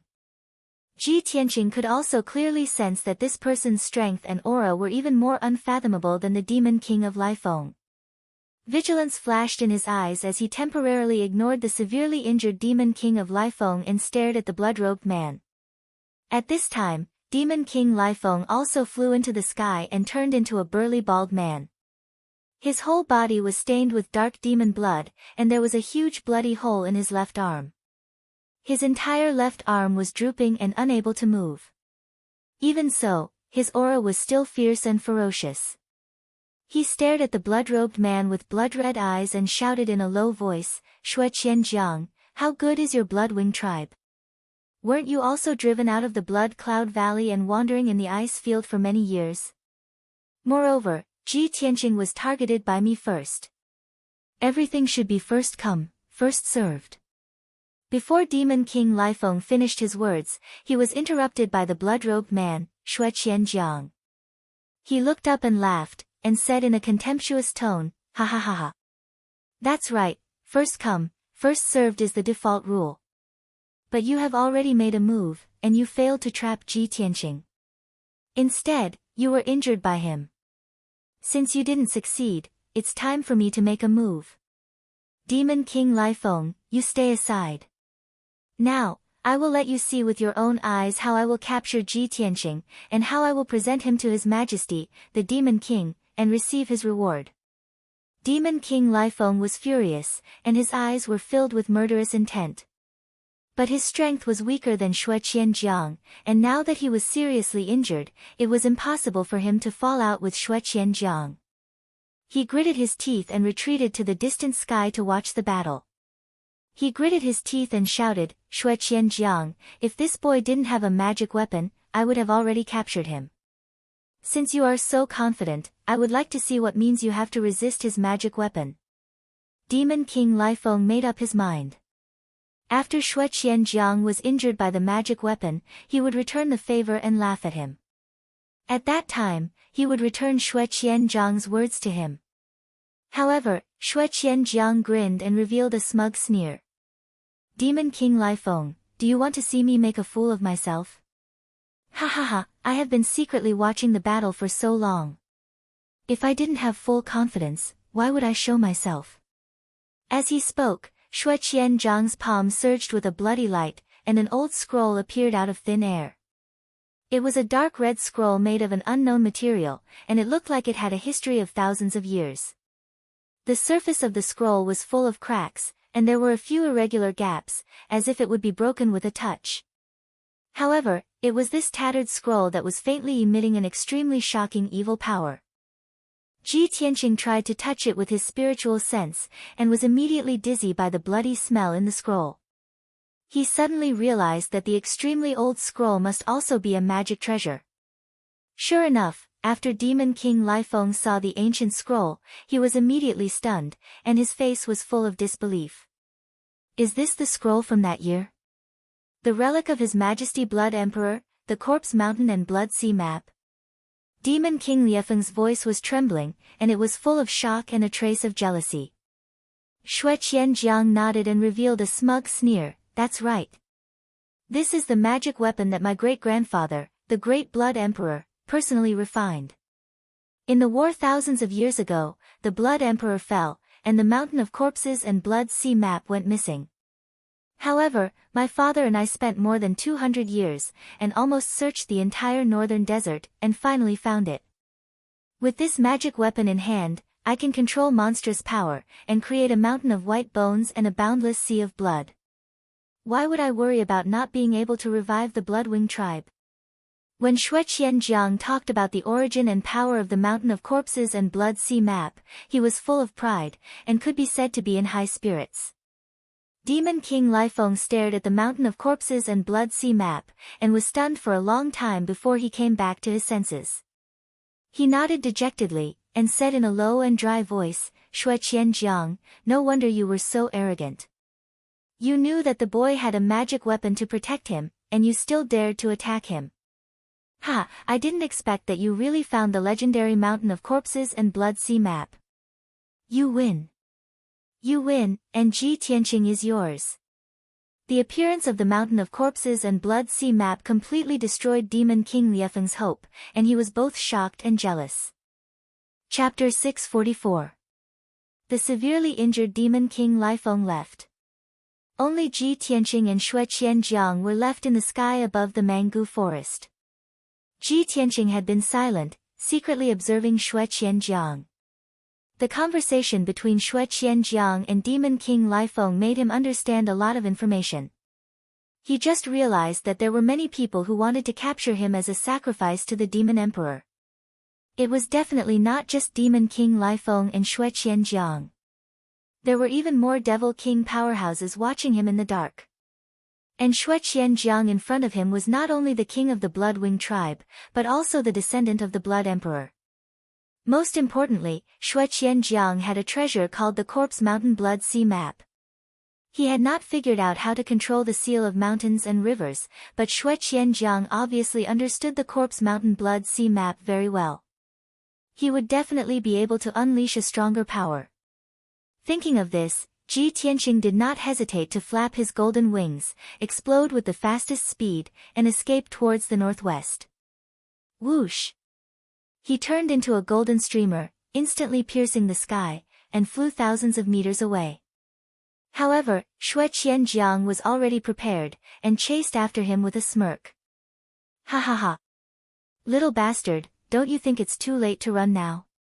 Shui Qianjiang shook his blood-red robe, turned into a bloody light, and caught up with Ji Tianqing in the blink of an eye.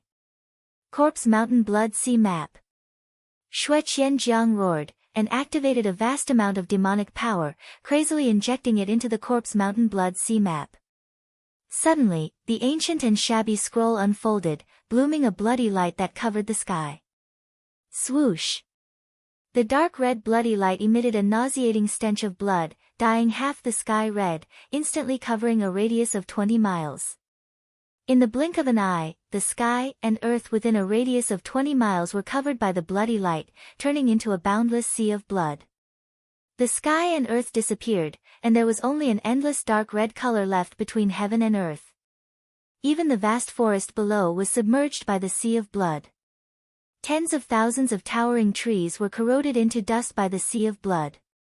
The waves of blood rolled and swept across the sky, like a high wall, fiercely suppressed Ji Tianqing. At the critical moment, he did not hesitate to activate the power of the seal of mountains and rivers, condensing the divine golden light into a shield. Shwa! An oval-shaped golden light shield enveloped him, protecting him tightly. One after another, huge waves came crashing down and slapped on the golden light shield, making muffled booms.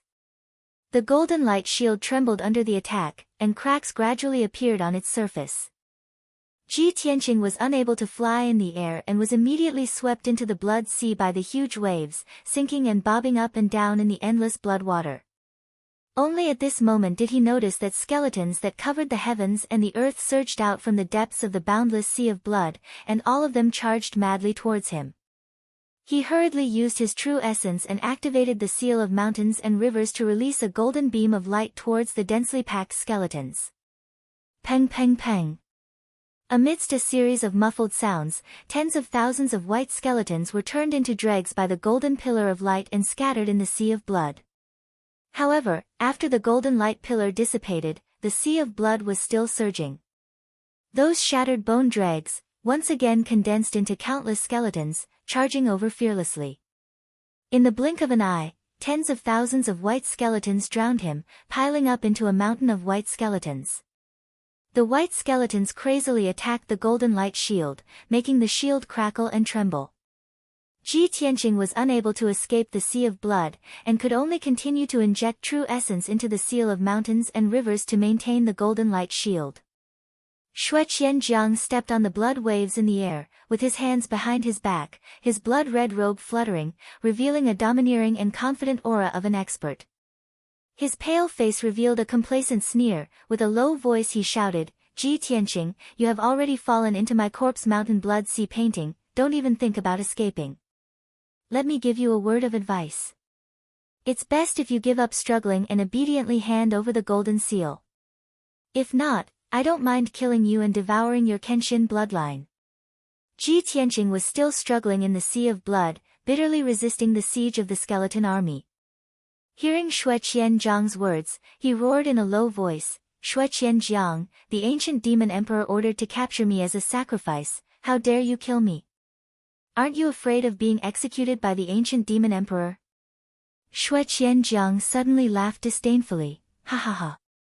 Little bastard, do you think I am as stupid as the others? I have the corpse mountain blood sea painting, and I can use this treasure to refine your Kenshin bloodline, and quickly reach the spirit cultivation realm. At that time, I will become the new blood emperor, and rule over countless tribes in the northern desert." Ji Tianqing's heart moved, as he vaguely understood something, and continued to roar, "Humph. Wishful thinking. Even if you reach the spirit cultivation realm, can you rule over other tribes? In the entire northern desert, are there no emperor-level experts? There are only two." Shueqian Jiang blurted out, but stopped abruptly. He immediately reacted, and sneered contemptuously. "Ha, you little bastard, you still want to trick me? Since you are so stubborn, I will fulfill your wish, and turn you into a pool of blood now." Shueqian Jiang said as he waved his palms with a ferocious look, and displayed an ancient and mysterious skill. As his palms drew a mysterious trajectory, he controlled the power of the corpse mountain blood sea painting, and the entire blood sea immediately surged. After a few breaths, a huge whirlpool with a radius of 1,000 meters appeared in the center of the blood sea, and it spun rapidly. Swoosh swoosh swoosh. The huge blood whirlpool spun rapidly, and the surrounding seawater flew up into the sky, gradually forming a wall of blood waves. A terrifying devouring power that seemed to be able to swallow the heavens and the earth erupted from the whirlpool, and immediately enveloped Ji Tianqing. Suddenly, he involuntarily flew into the huge whirlpool. The whirlpool contained a terrifying strangling power, and once he was swallowed into the whirlpool, he would immediately be strangled into pieces. At the moment of life and death, Ji Tianqing did not hesitate to consume 50% of his power, and desperately activated the Seal of Mountains and Rivers. Dragon Shadow of Mountains and Rivers. With his angry roar, the Seal of Mountains and Rivers suddenly expanded 10,000 times, and became the size of a house. Every line on the Seal of Mountains and Rivers was clearly distinguishable, and it bloomed with a sacred golden light that covered the sky, and condensed into a huge and terrifying spear shadow. It was a 1,000-meter-long spear shadow, like a golden dragon, containing the power to destroy everything and destroy the heavens and the earth. Ong! The dragon spear's shadow actually made a realistic dragon roar, and fiercely blasted into the huge whirlpool in the middle of the Blood Sea.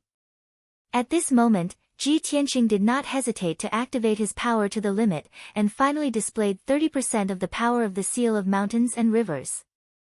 Boom! In the deafening loud noise, the 1,000-meter-long dragon spear's shadow fiercely blasted into the whirlpool of the Blood Sea, and the whirlpool collapsed on the spot, rolling up a monstrous blood wave. The whirlpool was blasted into pieces, and the huge waves spread out in all directions, immediately turning the entire Blood Sea upside down. Chapter 645. The whirlpool in the middle of the Blood Sea collapsed, and the violent power spread to the surroundings. In just a few breaths, the whole Blood Sea was completely chaotic and fell apart. Amidst the loud rumbling, monstrous waves rolled up in the sea of blood, and a huge crack appeared. An endless amount of blood flowed out of the crack, and its power was also rapidly draining away. Seeing this scene, Shui Qianzhang's face immediately changed. He was shocked and roared angrily. "Bastard! You damned reptile, how dare you break this king's family heirloom?" In Shui Qianzhang's eyes, the Blood Emperor's Corpse Mountain Blood Sea map was his family's treasure, extremely precious and powerful. This treasure was his hope to break through to the spirit refining realm and revitalize the Bloodwing tribe. But now, Ji Tianqing had broken a crack in the Mountain of Corpses and Blood Sea painting. His heart was aching so much that it was about to bleed. Ji Tianqing ignored him and flew to the crack without hesitation. Swoosh! With a flash of golden light, Ji Tianqing passed through the crack and finally escaped from the Blood Sea. He returned to the dense forest, and once again saw the dark green forest and the sky above his head. He only felt incomparably familiar. At the same time, Shui Qianzhang put away the Corpse Mountain Blood Sea map, and held the old scroll with both hands, carefully examining it. Seeing a finger-long crack on the scroll, his whole face was distorted with heartache. The Corpse Mountain Blood Sea map was already very old, and now with a crack, not only was its power greatly reduced, but it also took a lot of effort and resources to repair it. Ah! Ji Tianqing, you little bastard, I'm going to tear you to shreds. Shui Qianzhang roared angrily, put the Corpse Mountain Blood Sea map into the spatial ring, and crazily rushed towards Ji Tianqing. Ji Tianqing's power was more than half consumed, and his fighting power was very weak, and his face was as pale as paper. He did not want to be entangled with Shui Qianzhang, and immediately flapped his golden wings to escape. Shui Qianzhang pursued relentlessly, turning into a blood-colored light blade that streaked across the sky, and began his pursuit as fast as lightning. In just a few breaths of time, Shui Qianzhang had caught up with Ji Tianqing. The distance between the two of them was shortened to about 300 meters. Seeing this, Ji Tianqing's heart was burning with anxiety, and in a moment of desperation, he had no choice but to use the flying sword's secret technique. Swish! He activated the sword embryo in his body and it flew out of his body, transforming into a 3-meter-long golden sword. Then, he stepped on the giant golden sword and flew toward the northwest as fast as he could. Back in the giant spirit city, Ji Tianqing had once relied on this secret technique to escape the pursuit of the giant spirit god. At that time, Zhu Shen had half a step into the spirit refining realm and was much stronger than Shui Qianzhang. Even Julingshan could not catch up with Ji Tianqing, how could Xue Qianjiang catch up with him? In the blink of an eye, the distance between Ji Tianqing and Xue Qianjiang had increased by several hundred meters. After 100 breaths of time, Ji Tianqing had left Xue Qianjiang more than 10 miles away.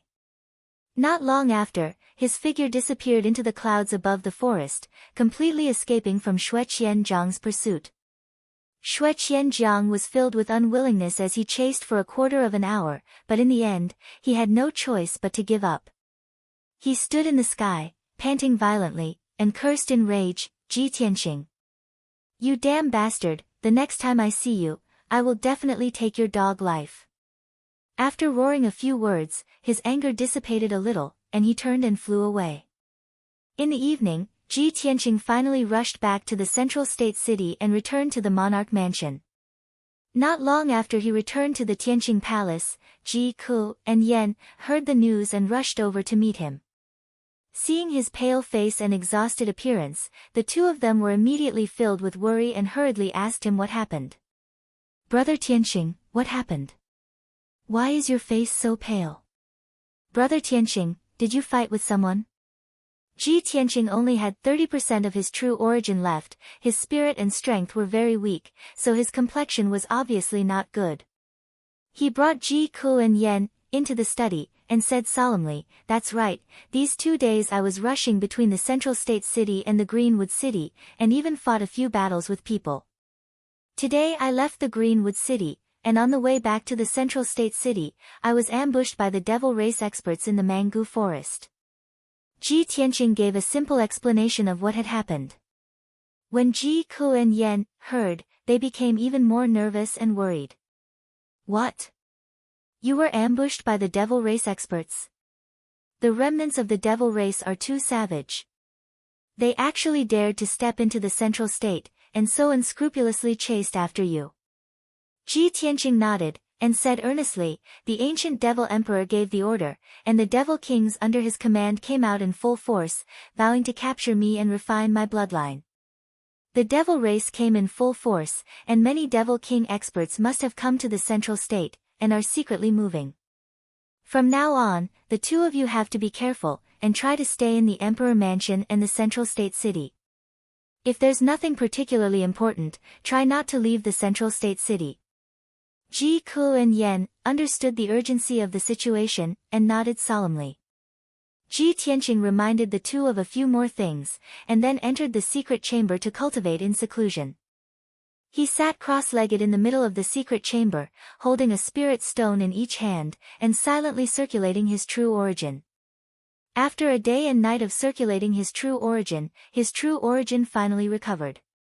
Next, he opened the heavenly spirit heavy array, and used the powerful gravity to temper his body, and quickly improve his strength. The secret chamber was already rich in spirit qi, and he had abundant cultivation resources, so his cultivation progress was naturally fast. Coupled with the powerful effect of the heavenly spirit heavy array, his body was constantly tempering and strengthening, and his strength was rapidly improving. This time, Ji Tianqing wanted to break through to the 4th level of the heavenly origin stage in one go. North of the Greenwood City, in the Duanmu family's mansion. In a magnificent palace, in a spacious and luxurious bedroom, the second madam was sitting by the bed in a daze. Her face was very ugly, and she looked like she was heartbroken. Recalling the way Duanmu Feiyu died, she was overcome with grief, and she sobbed with a sorrowful expression. My poor Feiyu. After suffering so many years of grievances at home, I finally could hold my head high, but I was killed by a villain. Feiyu left me alone. How can I live in the future? The maid standing by the side quickly took out a handkerchief to wipe the tears of the second madam, and patiently comforted her. Madam, the dead can't be revived, don't be too sad. Don't worry, the master will soon find out the truth, find the murderer who killed the second young master, and avenge him. The second madam shook her head, and sobbed in a low voice, even if the master can find the murderer and avenge Feiyu, so what? The first madam has always been at odds with me, and she has long wanted to find a chance to drive me out of the family. Now that Feiyu is dead, I have no one to rely on. The first madam will definitely not let this go, and will definitely deal with me more severely. Chapter 646.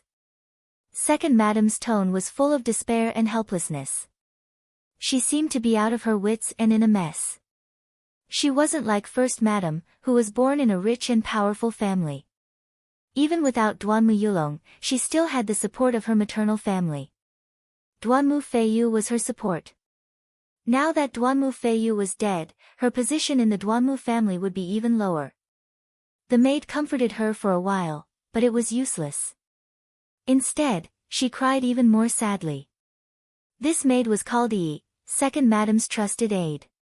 She had been by second madam's side for many years and was highly regarded and trusted. Yi saw second madam crying in despair. After a moment of contemplation, she suddenly thought of something and immediately came up with an idea. Madam, this servant has thought of a person who can help you. Second madam raised her head and looked at her with teary eyes. She asked, who can help me now? Yi said with a solemn expression, Madam, have you forgotten? Your adoptive father is still in Central Continent City. He will definitely support you and help you solve this disaster. Adoptive father? Second madam was stunned. She quickly wiped the tears from her eyes and nodded, that's right. I can still ask adoptive father for help. Although I have rarely contacted him after marrying into the Duanmu family, he has many tricks. But he has a lot of tricks up his sleeve. He can definitely help me get rid of that bitch. The only person who can threaten me is first madam. Regardless of whether Feiyu was killed by her or not, she won't let go of this opportunity. I can't just sit and wait for death. I must take this opportunity to take the initiative and topple first madam as soon as possible. Only then can I get rid of my worries. Second madam had someone to rely on and her backbone, so she quickly calmed down. She thought for a moment and then had Yi bring a pen and paper. She began to write a letter to adoptive father. After she finished writing the letter, she handed it to Yi and instructed in a serious tone, Yi, immediately arrange for reliable people to send this letter to the underground ghost city in Central Continent City, as you command. Yi took the letter and quickly bowed before leaving the room. Second madam looked out the window with a gloomy expression. A cold light flashed through her eyes. Adoptive father's hands and feet are crippled and his strength is constantly declining. He has been hiding in the underground ghost city like a crazy drunkard, muddling through his days. But after all, he is experienced and good at using all kinds of sinister methods. He can definitely help me get rid of first madam. Second madam was only the daughter of a small family back then. Apart from being a bit beautiful and scheming, there wasn't much else that stood out about her. Her adoptive father, Hui Yan, had contributed a lot to her being able to climb up the social ladder and successfully marry into the Duanmu family. Many people in the Duanmu family thought that after second madam woke up, she would definitely make a big fuss and cause chaos in the residence. Duanmu Huang and the other elders had already made the necessary preparations. However, in the next 2 days, second madam didn't cause any trouble. She had stayed in her room, waiting. Late at night on the third day, the maid Yi quickly walked into the second madam's room and respectfully reported the news. Madam, grandfather Hua has arrived. He's waiting for you in the secret room. Hearing this, second madam's spirit was suddenly shaken. Her eyes flashed with hope. Adoptive father is finally here. Yi, come with me to the secret room. Second madam took Yi out of the room. They entered a secret passage that led to the palace's underground and hurried to the secret room for practice. Not long after, they reached the end of the passage and came to the door of a stone room. Yi, guard outside the door. Second madam instructed. She raised her hand to push open the stone door and entered the dimly lit secret room. This secret room wasn't big. It was only 10 meters in radius. There were many Tianyuan arrays set up inside, which were very hidden and confidential. The secret room was empty. There was only a white jade table and 2 stone stools. As soon as second madam entered the secret room, she saw a black figure sitting in front of the stone table. It was an old man in a black robe. He wasn't tall or sturdy. In fact, he looked very thin and weak. His waist was bent, and he looked a little sloppy. Under his loose black robe, it was obvious that he was missing a left arm and a right leg. His long, messy hair covered half of his face. Half of his face was exposed. There were 2 raised scars. In his deeply sunken eye sockets, there was a flickering eye. The black-robed old man sat quietly by the stone table. He was looking down at his right hand. In his skinny palm, there was a finger-long dark red flame snake. It was spiraling and dancing in a lively manner. Second Madam walked to the old man and bowed respectfully. She called out, "Adoptive father." The black-robed old man was her husband, Hui Yan. Hui Yan didn't look up. He was still staring at the flame snake in his palm. He said in a low and hoarse voice, "Shattering, if I remember correctly, you haven't contacted me for 10 years, right? Could it be that you only think of this old man when you're in trouble?" Hearing this, Second Madam was a little embarrassed. She quickly bowed and explained with a smile, "Adoptive father, you've misunderstood me. Shattering knows that you don't like to deal with people. You just want to spend your days in peace, so Shattering doesn't dare to disturb you." Without waiting for Second Madam to finish speaking, Hui Yan interrupted her and said in a low voice, "No need to explain. If I blame you, I wouldn't have come today." Hearing this, Second Madam was relieved. She quickly asked, "Adoptive father, does that mean you agree?" Hui Yan said in a calm and indifferent tone, "Of course. I can help you deal with First Madam and help you secure your position as Madam. However, I also need you to do something for me." Second Madam nodded without hesitation and said, "Don't worry, adoptive father. As long as it's within Shudong's power, I won't refuse." Hui Yan turned over his palm. The flame snake in his palm disappeared and was replaced by a scroll. He put the scroll on the stone table and said to Second Madam, "Adoptive father has always wanted to deal with an old matter. Now, there's finally some progress. The person in the portrait has come to Zhongzhou City. You have to find a way to find this person and capture him for me." Second Madam hurriedly reached out to pick up the scroll and unfurled it. When she saw the person in the portrait, she was immediately stunned. That was because the person in the portrait was a little boy who was a little over 10 years old. Although the boy was young, he was very handsome. There was a majestic aura between his eyebrows. It was obvious that he came from a noble background. Moreover, although he was a human youth, he had long dark red hair. There was also a red flame mark on his forehead. It was quite exotic.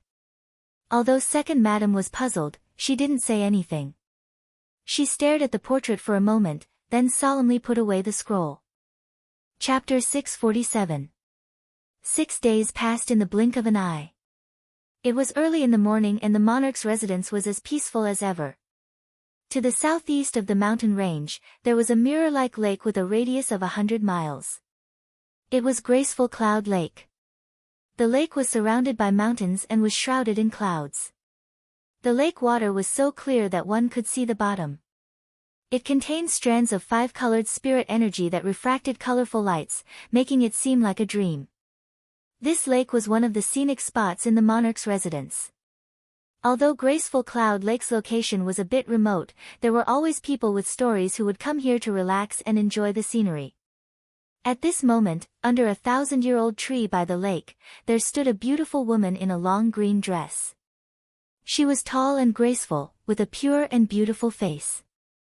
Although she didn't wear any makeup or jewelry, it couldn't hide her natural beauty. Moreover, she had an innate noble and demure temperament, like an orchid in an empty valley, quiet and fragrant. She was Ansuan, who had just become a heavenly consort not long ago. Ansuan stood under the ancient tree, her clear eyes staring at the sparkling lake. Her expression was as calm as water, but there was a hint of worry between her brows. A gentle breeze blew against her face, causing her long hair to sway and dance gently. However, this beautiful lake couldn't dispel the melancholy in her eyes or the melancholy in her heart. And the person who could make her feel melancholy was her lover, her current husband, the son of heaven, Long Yunxiao. The imperial court had already held a grand wedding for her and the Son of Heaven, and had even invited all the powerful cultivators of the human race to attend the ceremony. Now that she was a well-known heavenly consort, all the women in the world were envious of her. After the wedding, the Son of Heaven even brought her into the monarch's residence. She wasn't the imperial son, but she was able to live and cultivate in the monarch's residence as a heavenly consort. It was a most fortunate thing, and an honor for her. She ought to be happy and proud. But now, she couldn't feel happy at all. When the Son of Heaven chose her as his heavenly consort, she had a premonition that she would become the heavenly consort who was closest to others, but farthest from others. Now, her premonition had finally come true. On the night of the wedding, the emperor would rather drink himself into a stupor in the study room than return to his room to sleep. The emperor didn't even remove her red veil and let her sit in her room for the whole night. Although the emperor brought her into the emperor's mansion, he never looked for her again after settling her down. Half a month had passed. And Suwon's uneasiness and melancholy grew stronger and stronger. Therefore, she came to Yunshio Lake early in the morning to relax. Unknowingly, Suwon had been standing under the tree by the lake for more than 2 hours without moving a single step. At this moment, in the sky not far behind her, there was a clear chirp of a bird and a woman's voice. Aren't you an sister An? This crisp female voice broke the tranquility of the lakeside. And Suwon snapped out of her daze and turned her head to look behind her. She saw a spiritual bird with pure white feathers flying towards her. Standing on the back of the spirit bird was a woman wearing a long dress, a jade crown, and a golden hairpin. That woman was about 18 or 19 years old. She had a graceful figure and a beautiful face. Compared to Suwon, she wasn't inferior. The only difference was that their temperaments were different. When Suwon saw her face clearly, she was also startled. A trace of surprise appeared on her charming face. Swoosh! In the blink of an eye, that white spirit bird flew to the lakeside and landed. The woman in the palace dress jumped onto the grass by the lakeside and walked towards Suwon. Sister An. Oh, no, I should call you heavenly consort now. The woman in the palace dress arrived in front of Suwon and bowed. She asked with a smile, Heavenly consort, why are you here? Suwon looked at the woman in the palace dress and frowned in confusion. She asked, Huaixin, why are you in the emperor's mansion? Without a doubt, the woman in the palace dress was Lan Huaixin. She saw that Suwon's expression was strange and seemed to be deeply worried. She asked with concern, Heavenly consort, you just got married to the emperor. This is a joyous occasion for the whole world to celebrate. You don't seem to be happy. Could it be that something happened? When Suwon heard Lan Huaixin's words, her lips curled into a self-mocking smile. She shook her head lightly and said, Little sister Huaixin, don't call me heavenly consort. You should just call me sister An. Lan Huaixin widened her eyes slightly and revealed a puzzled expression. Sister An, what's wrong? Could it be that you and the emperor quarreled? Suwon shook her head again and said calmly, the emperor is incomparably honorable. He's also my husband. How could I quarrel with him? Lan Huaixin revealed a concerned expression and pretended to be worried.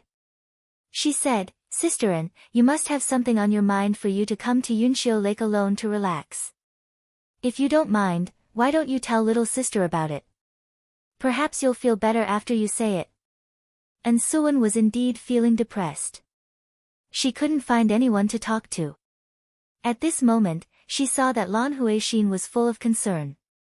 After hesitating for a moment, she nodded and said, Thank you for your concern, little sister. It's just that I've been alone for too long and that's why I'm feeling depressed. Everyone knows that a heavenly concubine has an honorable status. To be able to live together with the emperor is a marriage that's cultivated over 3 lifetimes. However, the world doesn't know that when you love someone without any reservations, but that person treats you like a dispensable decoration, what kind of situation and feeling is that? Suwon opened up her heart and slowly told Lan Huaixin the words that had been bottled up in her heart for a long time. Lan Huaixin listened quietly and comforted her from time to time. She appeared to be very gentle and kind. She was also quite concerned about Ansuan.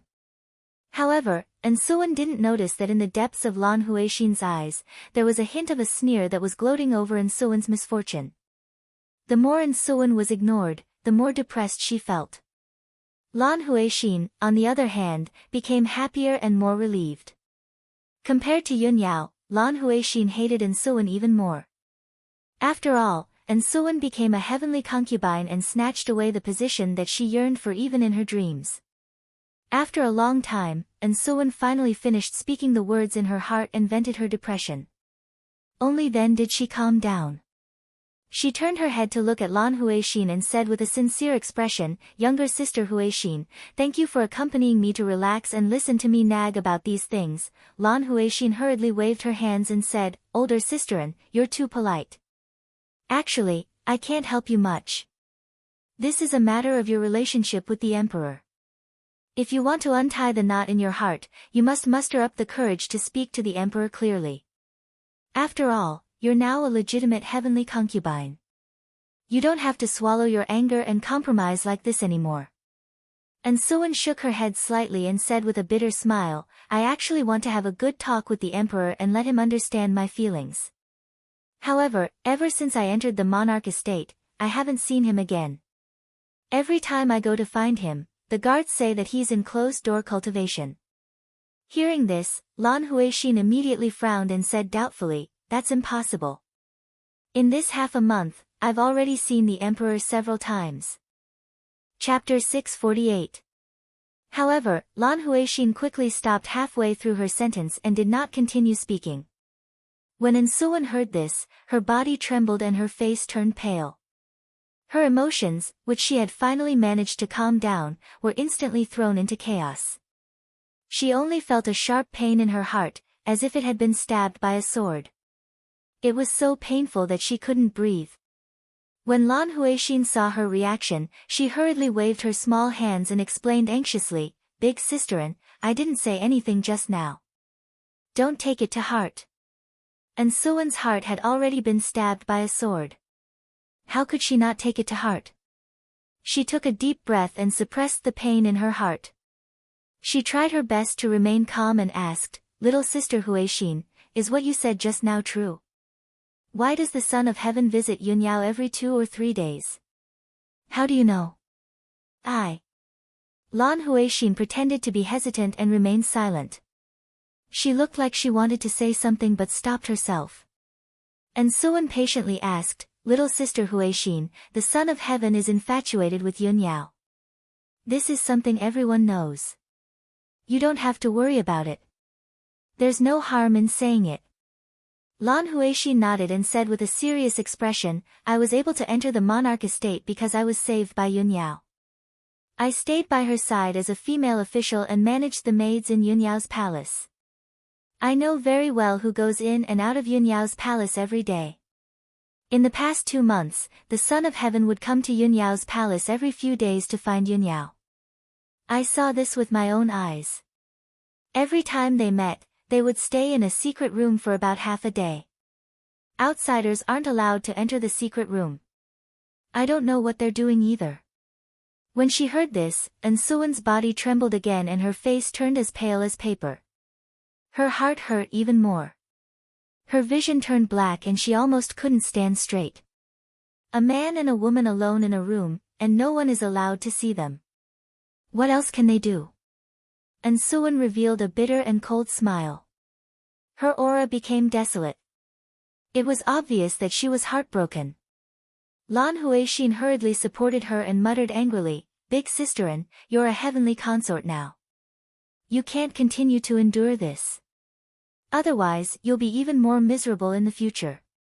If I were you, I definitely wouldn't sit by and do nothing about this. After all, the emperor has already taken you as his concubine, and he still has an affair with another woman. This is really immoral and damaging to the dignity of the imperial court. Although I also think that it's inappropriate for them to do this, I don't have the right to talk to the emperor, nor do I dare to criticize Yun Yao. After all, I'm her servant." Ansuan's heart was filled with despair, and a strong sense of anger began to well up within it. After hearing Lan Huixin's words, she nodded with a determined expression and said, "That's right. Although I love the Son of Heaven deeply, I will not compromise to this extent. I'm going to look for Yunyao now and talk to her face to face." As soon as she finished speaking, Suwen turned around and prepared to leave Yunxiu Lake and head towards Yunyao Palace. Lan Huixin hurriedly pulled her towards the spirit beasts and birds by the shore. "Sister, it just so happens that I'm also going back to Yunyao Palace. Let me take you there." And Suwen didn't say anything. She only nodded. Soon after, the two of them left Yunxiu Lake on the spirit beasts and flew towards Yunyao Palace. About an hour later, the spirit beasts and birds landed outside Yunyao Palace. After the two of them landed, Lan Huixin hurriedly instructed Suwen, "Sister, I'm going back to the palace first. Come visit me later. If Yunyao asks, you mustn't say that I told her. I'm now her official. If she finds out that I told you these things, she definitely won't let me off." And Suwen nodded with a solemn expression and said, "Sister Huixin, don't worry. I'm already very grateful that you're willing to tell me these things. Of course, I'll keep it a secret for you." Lan Huixin was finally relieved. She stepped through the gates of Yunyao Palace and returned to the palace. And Suwen stood outside the palace for about a quarter of an hour. Then, she walked up to the main gate and informed the guards of her purpose for coming. "Go report to Miss Yunyao. Tell her that Heavenly Consort Suwen has come to visit and wants to talk to her face to face. Heavenly Consort, please wait here for a moment." The guards bowed and hurriedly entered the palace to report the news. And Suwen stood outside the gates and waited patiently. Not long after, the guards returned and led her into Yunyao Palace. They walked towards the reception hall. When she entered the hall, she saw that Yunyao was already sitting at the head of the table. Yunyao was looking at her with a calm expression. Yunyao didn't know that Heavenly Consort was coming. "Please excuse me for not going out to meet you." Yunyao stood up and bowed when she saw Suwen enter the hall. She then instructed the maid beside her, "Prepare a seat for Heavenly Consort and serve her tea." And Suwen walked into the hall and stood still. She looked at Yunyao coldly and said in an indifferent tone, "No need. I'm only here to talk to you face to face. I'll leave once I'm done." Yunyao frowned slightly when she saw Suwen's reaction. She was secretly puzzled. It seems like Suwen came with ill intentions. But I didn't offend her. Thinking up to this point, she waved her hand and dismissed the maids in the hall. "You're all dismissed." After the maids left, only Yunyao and Suwen were left in the hall. At this moment, Suwen finally spoke, "Miss Yunyao, everyone knows that the emperor is infatuated with you. Why don't you accept him?" Yunyao's expression changed slightly. She frowned and asked in the same indifferent tone, "Heavenly Consort, did you come here today to denounce me? I have nothing to do with the emperor, nor do I have any romantic feelings for him. Why should I accept him?" "Humph." And Suwen gave a cold humph. She sneered and said, "Fine. Since you have nothing to do with the emperor, then why are you still in contact with him? Why do you have a private relationship with him? Everyone knows that Yunyao is as cold as ice and frost. She's like a celestial fairy who doesn't eat the food of mortals. I didn't expect that. This is just the ignorance of the world. They don't know the true nature of a celestial fairy and would actually do such a disgraceful thing that damages the dignity of the imperial court." Although Suwen spoke elegantly, the meaning behind her words was obviously scolding her for being shameless and seducing the emperor, Long Yunxiao. Even though Yunyao was an indifferent and cold celestial fairy, she was still infuriated by Suwen's words. Her expression turned cold and a cold light flashed through her eyes. She shouted in a low voice, "Heavenly Consort. Have you ever thought of the consequences of framing me without distinguishing right from wrong? Not to mention you, even if Long Yunxiao was here, he wouldn't dare to sully my chastity." And Suwen gave tit for tat and sneered, "Hee, the emperor loves you. Of course he wouldn't bear to criticize you like this. However, I want to make it clear to you today. No matter what kind of entanglement you had with the emperor, it's all in the past. Since I've already become the heavenly consort, I definitely won't tolerate you having private dealings with the Emperor. If you really have nothing to do with the Emperor, then you should make a clean break with him and keep yourself clean. Although this is a private matter between the three of us, it's also related to the dignity of the imperial court and the human race. I hope you can conduct yourself with dignity. Otherwise, no one will be able to clean up this mess. We'll definitely become the laughingstock of the world. That's all I have to say. Please behave yourself. Chapter 649. Yunyao sat on the seat of honor and watched Insuin's departing figure. Her brows were tightly furrowed, and her eyes were filled with anger. Early in the morning, Insuin came to Yunyao Palace to look for her and scolded her to her face. She even gave her a warning. However, she didn't do anything and never had any private interactions with Long Yunxiao. Insuin's words were completely baffling to her, and she felt incomparably wronged. What the hell was this? Yunyao was so angry that she couldn't breathe properly. She sat on the throne for a long time before she finally calmed down. 15 minutes later, she suppressed her anger. Her expression and temperament returned to normal, and she became as cold as ice again. She stood up and walked out of the main hall, about to leave Yunyao Palace. When she walked out of the main hall, she happened to meet the female official, Lan Huixin. Lan Huixin saw that her aura was cold and her expression was indifferent. She quickly went up to her and asked with concern, "Big Sister Yun, what happened? Where are you going?" Yunyao glanced at her and said calmly, "It's nothing. I'm going to Tianqing Palace to discuss some important matters with Imperial Prince Tianqing. No matter who comes to visit today, they will all be rejected." After saying that, she rode her spirit crane into the sky and rushed towards Tianqing Palace. Lan Huixin stood at the entrance of the main hall and watched the spirit crane fly into the distance. Her lips curled into a sneer. Humph. After being scolded by that silly woman Insuin, you're going to complain to Ji Tianqing with a heart full of grievances? I'd like to see if Insuin can still keep her position as heavenly consort after the three of you make a fuss. When Yunyao arrived at Tianqing Palace, it was already close to noon. The guards guarding Tianqing Palace's entrance were very familiar with her. When they saw her, they immediately opened the door to welcome her. The guards led Yunyao into Tianqing Palace. They didn't go to the reception hall and went straight to Ji Tianqing's study.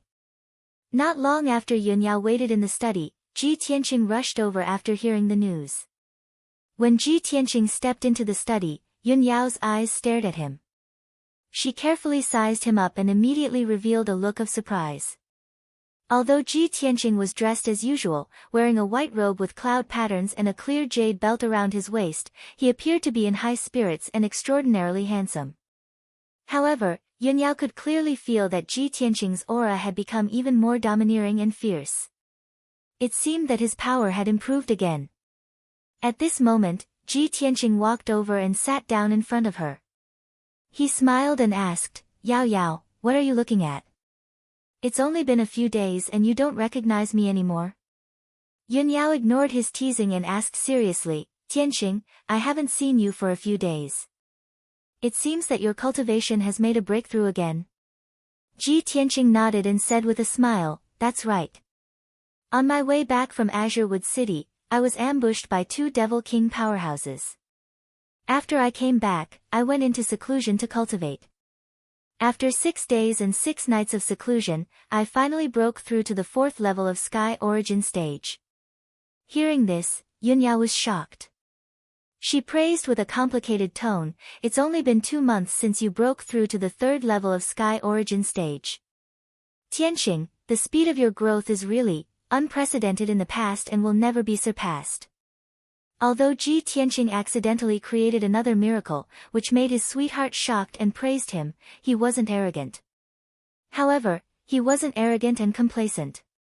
He calmly explained, "Yao Yao, you know how powerful the sword god is.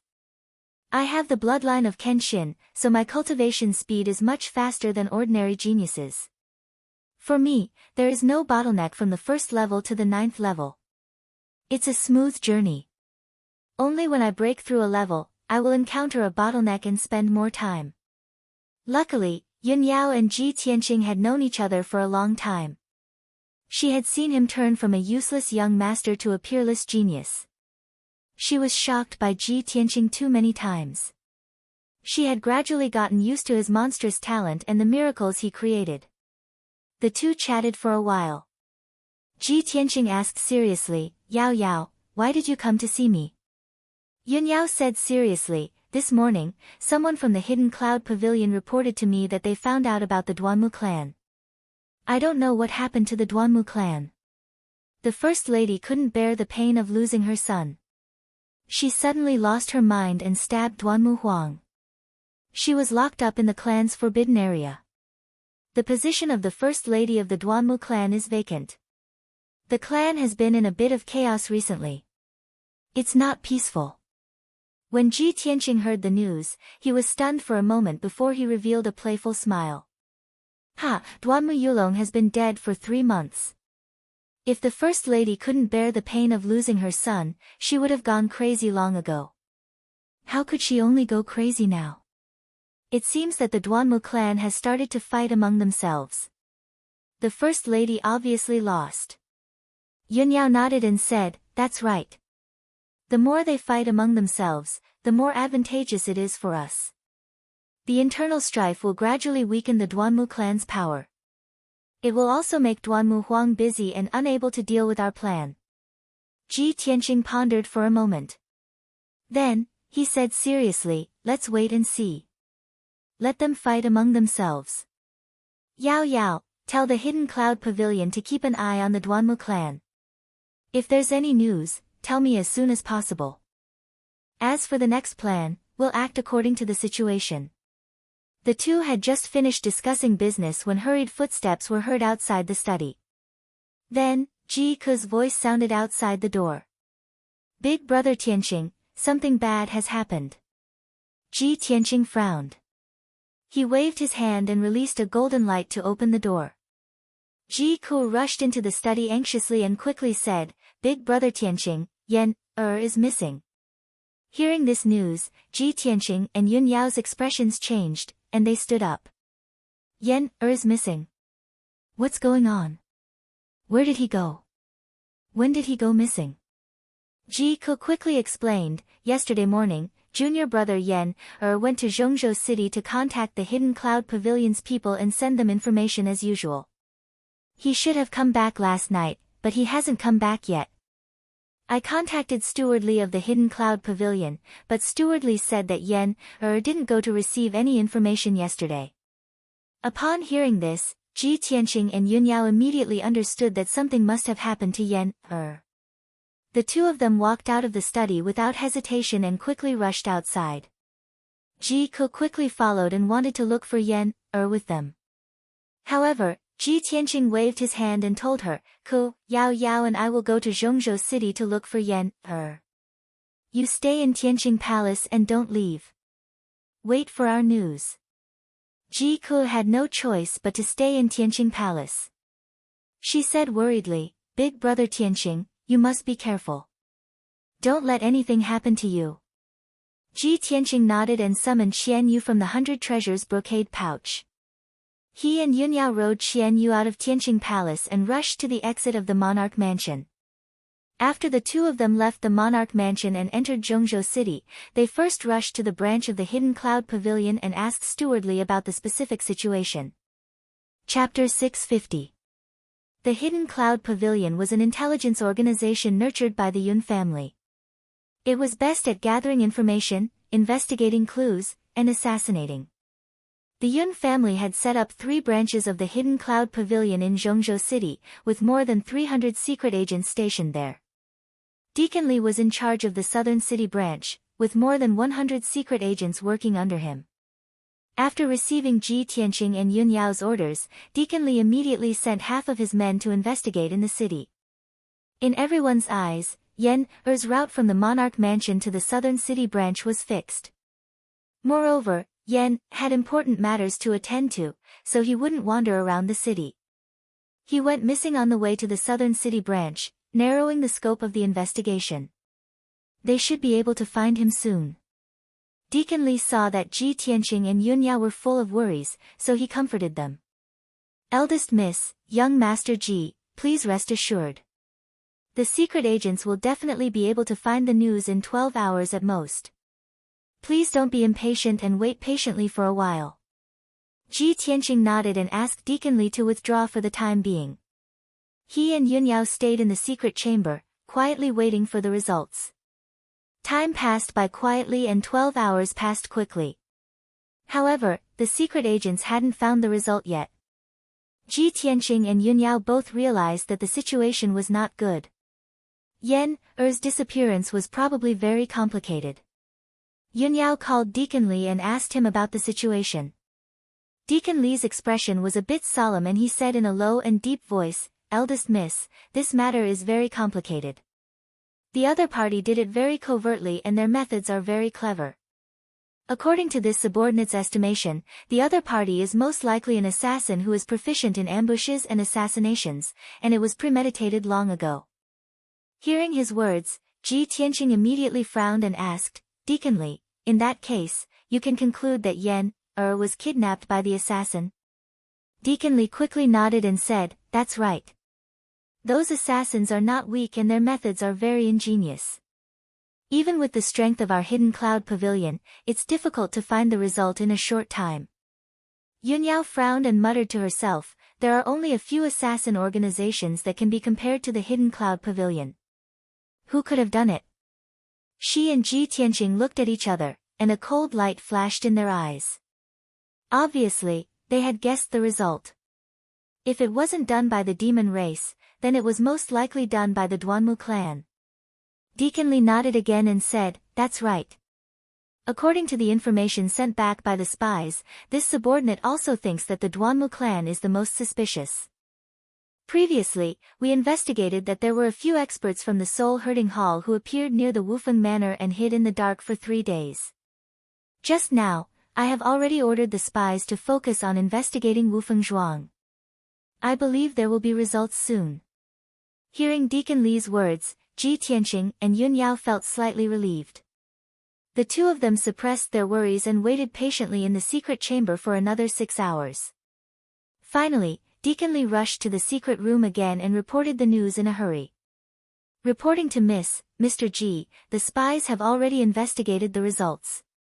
Yesterday morning, Yan was attacked near the Wufeng Manor and was captured by the experts of the Soul Herding Hall. Those experts of the Soul Herding Hall captured Yan in the Black Cloud Alley and then disappeared completely.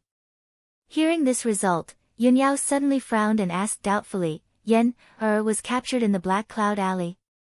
Why did the people of the Soul Herding Hall go there?" Deacon Li shook his head with a dignified expression, "This subordinate doesn't know, but this subordinate has sent people into the underground dark city and is doing his best to investigate." When Ji Tianqing heard the two unfamiliar names Black Cloud Alley and Underground Dark City, he immediately showed a puzzled expression. What does the Underground Dark City mean? Yunyao motioned Deacon Li to retreat and patiently explained to Ji Tianqing, "Tianqing, you just came to Zhongzhou City not long ago and have been busy with cultivation, so you haven't heard of the Underground Dark City. The Underground Dark City is a dark underground city hidden under the surface of Zhongzhou City. Speaking of the origin of this underground dark city, it has to be traced back to the ancient times. At that time, the demon army swept the world and almost occupied the entire continent. The demon army besieged Zhongzhou City. The experts of the human race, demon race, and water race fought desperately and launched an earth-shattering war. In that earth-shattering war, more than half of Zhongzhou City was destroyed and turned into a dilapidated city. The earth in a radius of hundreds of miles turned into an abyss. The remaining half of Zhongzhou City also sank into the abyss and was swallowed by the darkness. Many years later, the demon army was defeated by the alliance of various races and retreated to the northern desert. They retreated and recuperated. The monarch mansion built this Zhongzhou City on the abyss and let Zhongzhou return to peace and tranquility." After listening to Yunyao's explanation, Ji Tianqing nodded and said, "So that's how it is. Now under this Zhongzhou City, there is an abandoned ancient city from the ancient times. However, thousands of years have passed. didn't that underground abandoned ancient city turn into ruins long ago? Yunyao shook her head lightly and explained, in the ancient times, although that ancient city was not as prosperous as today's Zhongzhou city, it was still the most majestic city under the heavens. Although more than half of that ancient city was destroyed and sunk deep underground, many ancient buildings were still preserved and there were many broken formations protecting it. So far, the abandoned ancient city was still preserved. Many martial artists from all walks of life lived there, and there were also many evil people hiding there. That abandoned ancient city became a place to hide evil. It was full of darkness and murderous aura, so it was called the Underground Dark City. There are several entrances to the Underground Dark City. Black Cloud Alley is one of the entrances. Ji Tianqing roughly understood what kind of place the Underground Dark City was. He asked with a grave expression, since the Underground Dark City is so dark and violent, Yan was captured by Soul Shepherd Hall's people. His situation must be very dangerous. However, why didn't Soul Shepherd Hall's people take him back to Duanmu family's Qingmu city, but instead to the Underground Dark City? Yunyao frowned and thought for a moment. She said in a low voice, Duanmu family controls half of the medicine business in the Zhongzhou continent. Of course, their power has penetrated the Underground Dark City. I remember that Duanmu family has a shadow palace in the Underground Dark City. It specializes in selling and trading some materials and poisons that are strictly prohibited by the imperial court. Hearing this, Ji Tianqing's eyes flashed with a cold light. He said in a cold voice, so, Yan is likely to be captured to the Shadow Palace? What are we waiting for? Let's enter the Underground Dark City now and go to the Shadow Palace to rescue Yan Yunyao shook her head gently and said, Tianqing, don't be impatient. Let's wait for the news from the Hidden Cloud Pavilion first. The two continued to wait.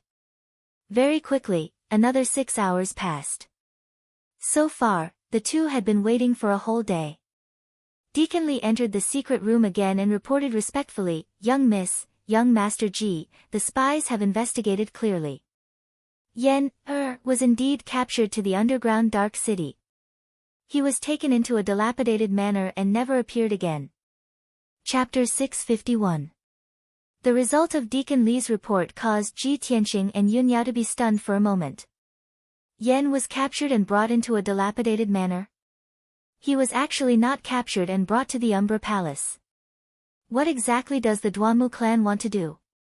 The two of them glanced at each other in confusion, then hurriedly stood up and left the secret room to rush towards Black Cloud Alley.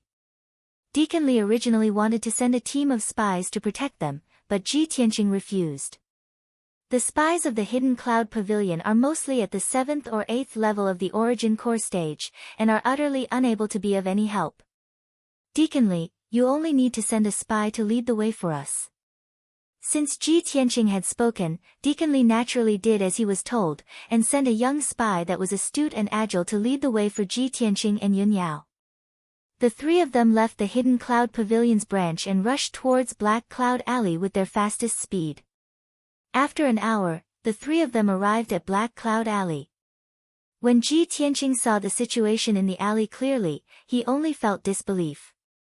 This was a dirty and old alley, and both sides of the alley were low earthen houses, tiled houses, and wooden sheds. The ground was full of potholes and was covered in muddy water. Walking in the alley, Ji Tianqing saw over 10 martial artists in ragged clothes that had disheveled hair and collapsed under the eaves of the sheds by the side of the road. There were also a few martial artists that wore tattered armor that walked out from the depths of the alley, and their footsteps were unsteady as they limped through the muddy water. They hadn't even walked close when the stench of alcohol assaulted their nostrils, causing them to raise their eyebrows. These were obviously a few drunkards.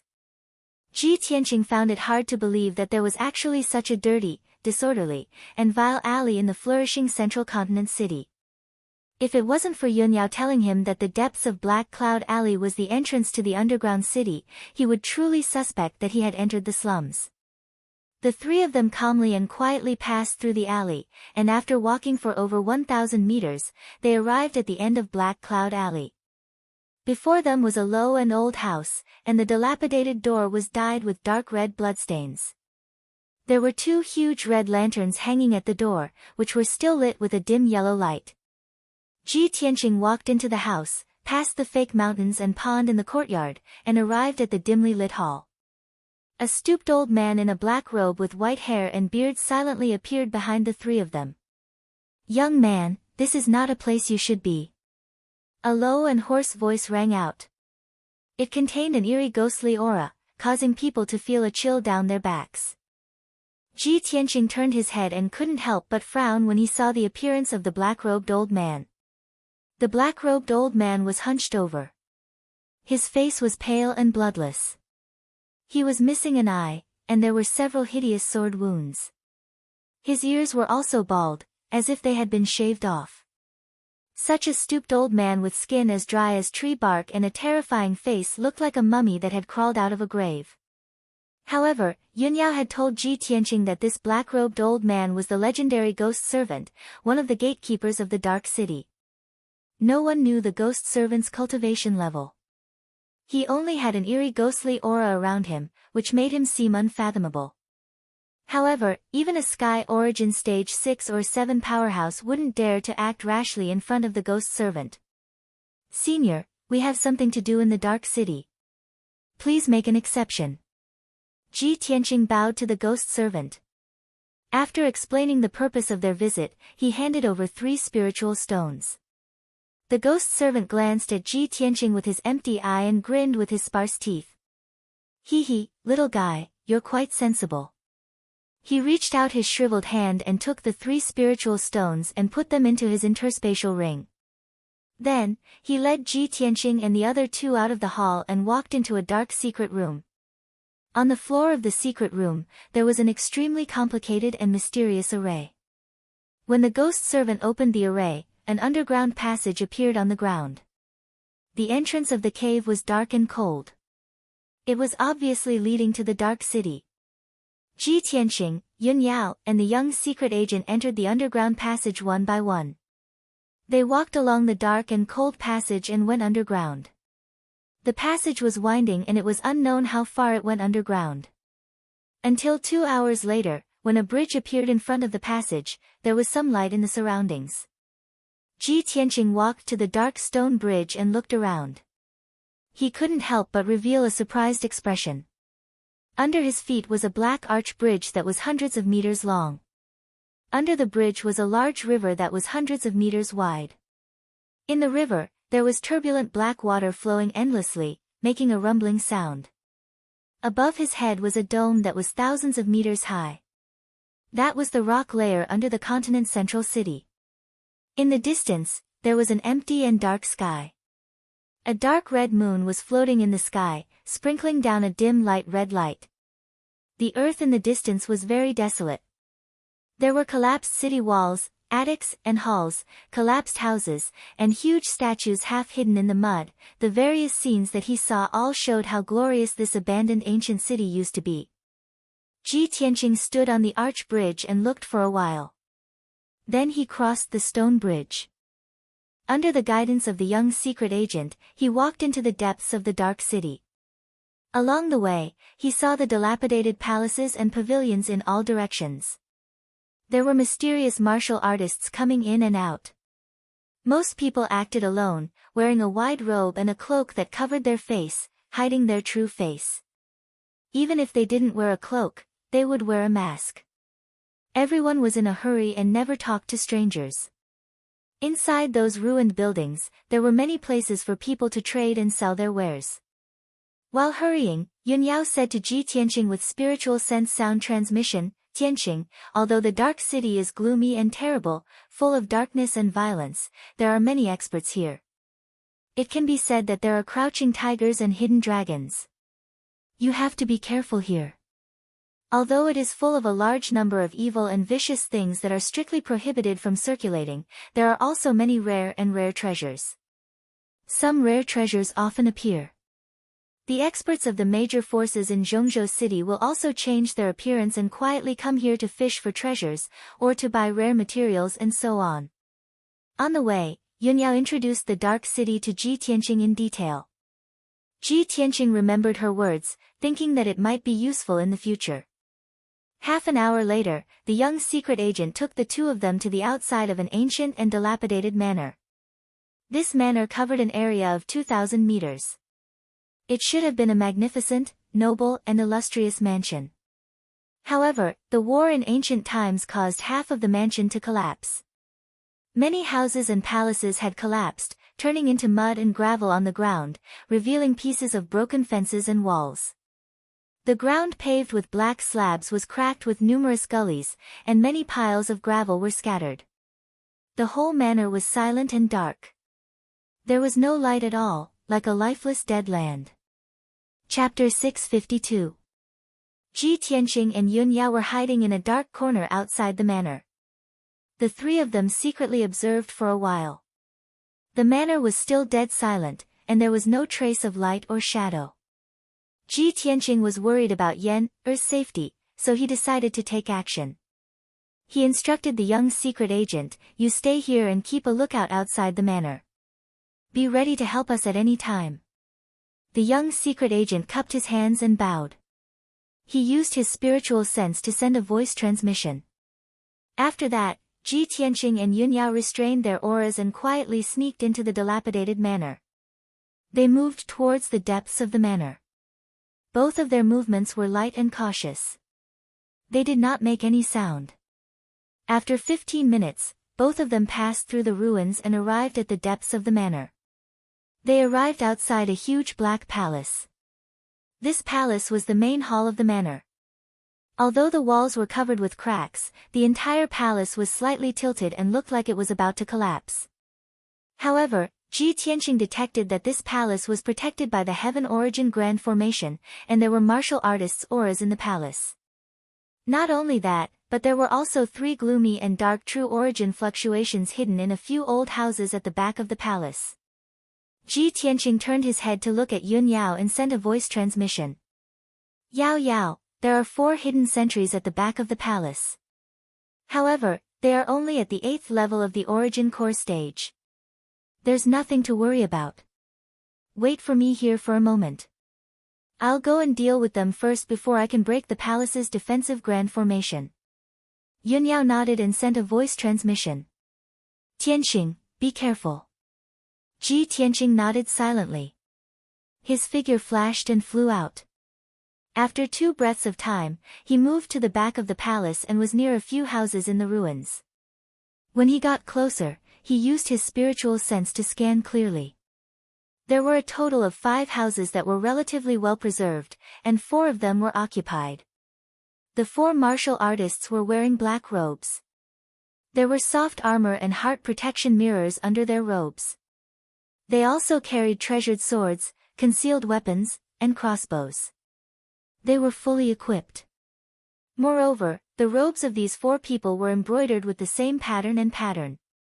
Their auras were similarly gloomy and contained the smell of blood. Even though the 4 of them were meditating in the room, they were still on guard at all times. Seeing this scene, Ji Tianqing frowned slightly as a cold light flashed in his eyes. He thought to himself, "Looks like these 4 fellows are the assassins of the Soul Shepherd Hall, the ones who captured Yen Er." Relying on his strength, killing 4 8th-level origin core stage experts was simply easy. However, it was very difficult to do it without alerting the experts and powerhouses in the palace. Ji Tianqing pondered for a moment and immediately had an idea. Earth Emperor Shield. He muttered in his heart and quietly used his Earth Elemental True Essence to burrow into the ground. He controlled the power of Earth True Essence and quietly moved underground without any hindrance. He was like a fish swimming in water. In a short span of 10 breaths, he swam 100 meters underground and came to the ground of a house. The Soul Shepherd Hall assassin in the house was still meditating on the bed and didn't notice the approaching danger in the slightest. In the next moment, Ji Tianqing emerged from the wall behind the assassin. He appeared soundlessly like a ghost. At this moment, he was only a step away from the Soul Shepherd Hall assassin. He stretched out his right hand like lightning and grabbed towards the assassin's neck. Crack! Along with the sound of bones shattering, this assassin's neck was instantly broken by Ji Tianqing, and he died on the spot. Until the moment of his death, he still didn't understand what had happened. The assassin's body slowly fell down onto the bed without a sound. Blood was still flowing out from his mouth and nose. And at this moment, Ji Tianqing had already left silently. He moved another 20 steps underground and entered the next room. The black-robed assassin in this room faintly heard a light sound and revealed a puzzled expression. He had just opened his eyes. However, he didn't realize that a person had appeared out of thin air from the dark brown wall behind him.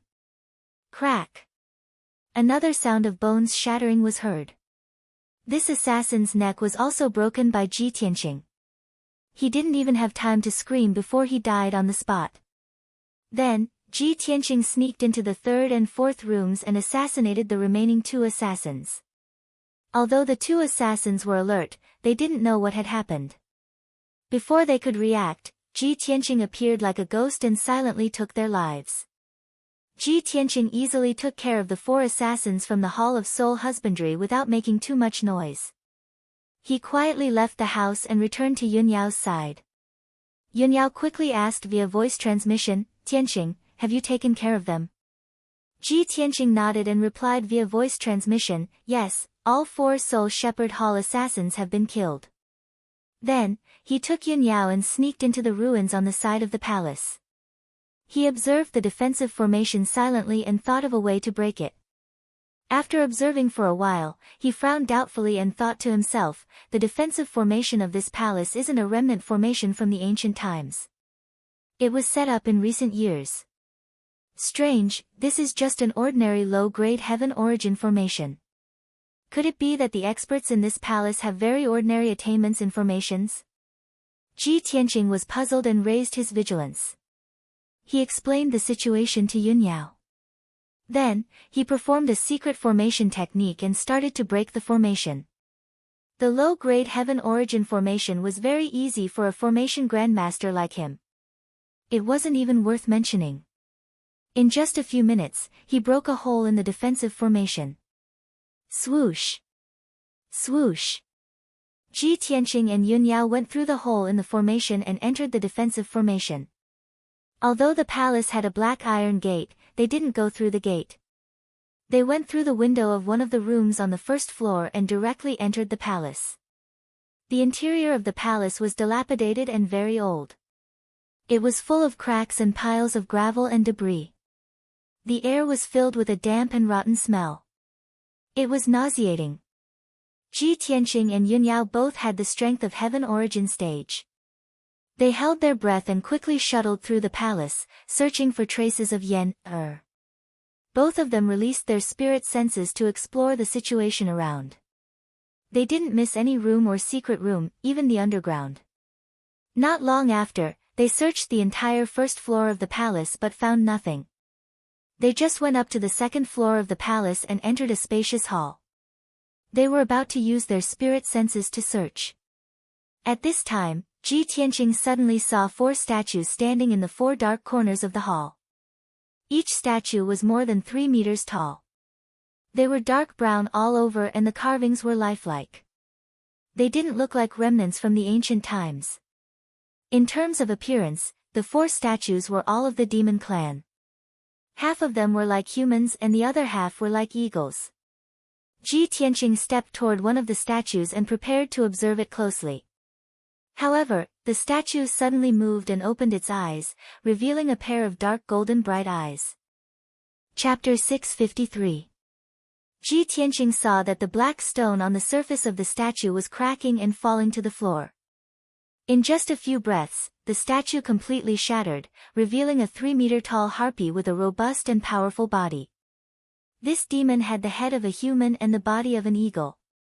It had the wings and sharp claws of an eagle, but it also had a pair of arms similar to that of a human. It stared down at Ji Tianqing with an evil sneer in its golden eyes. "Human kid, how dare you break into the Wandering Soul's fortress and disturb our sleep? You are courting death." The harpies opened their sharp beaks and spoke the human language with a strange accent.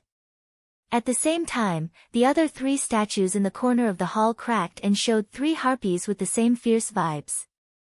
The four harpies stared at Ji Tianqing and Yunyao coldly, slowly approaching the center of the hall.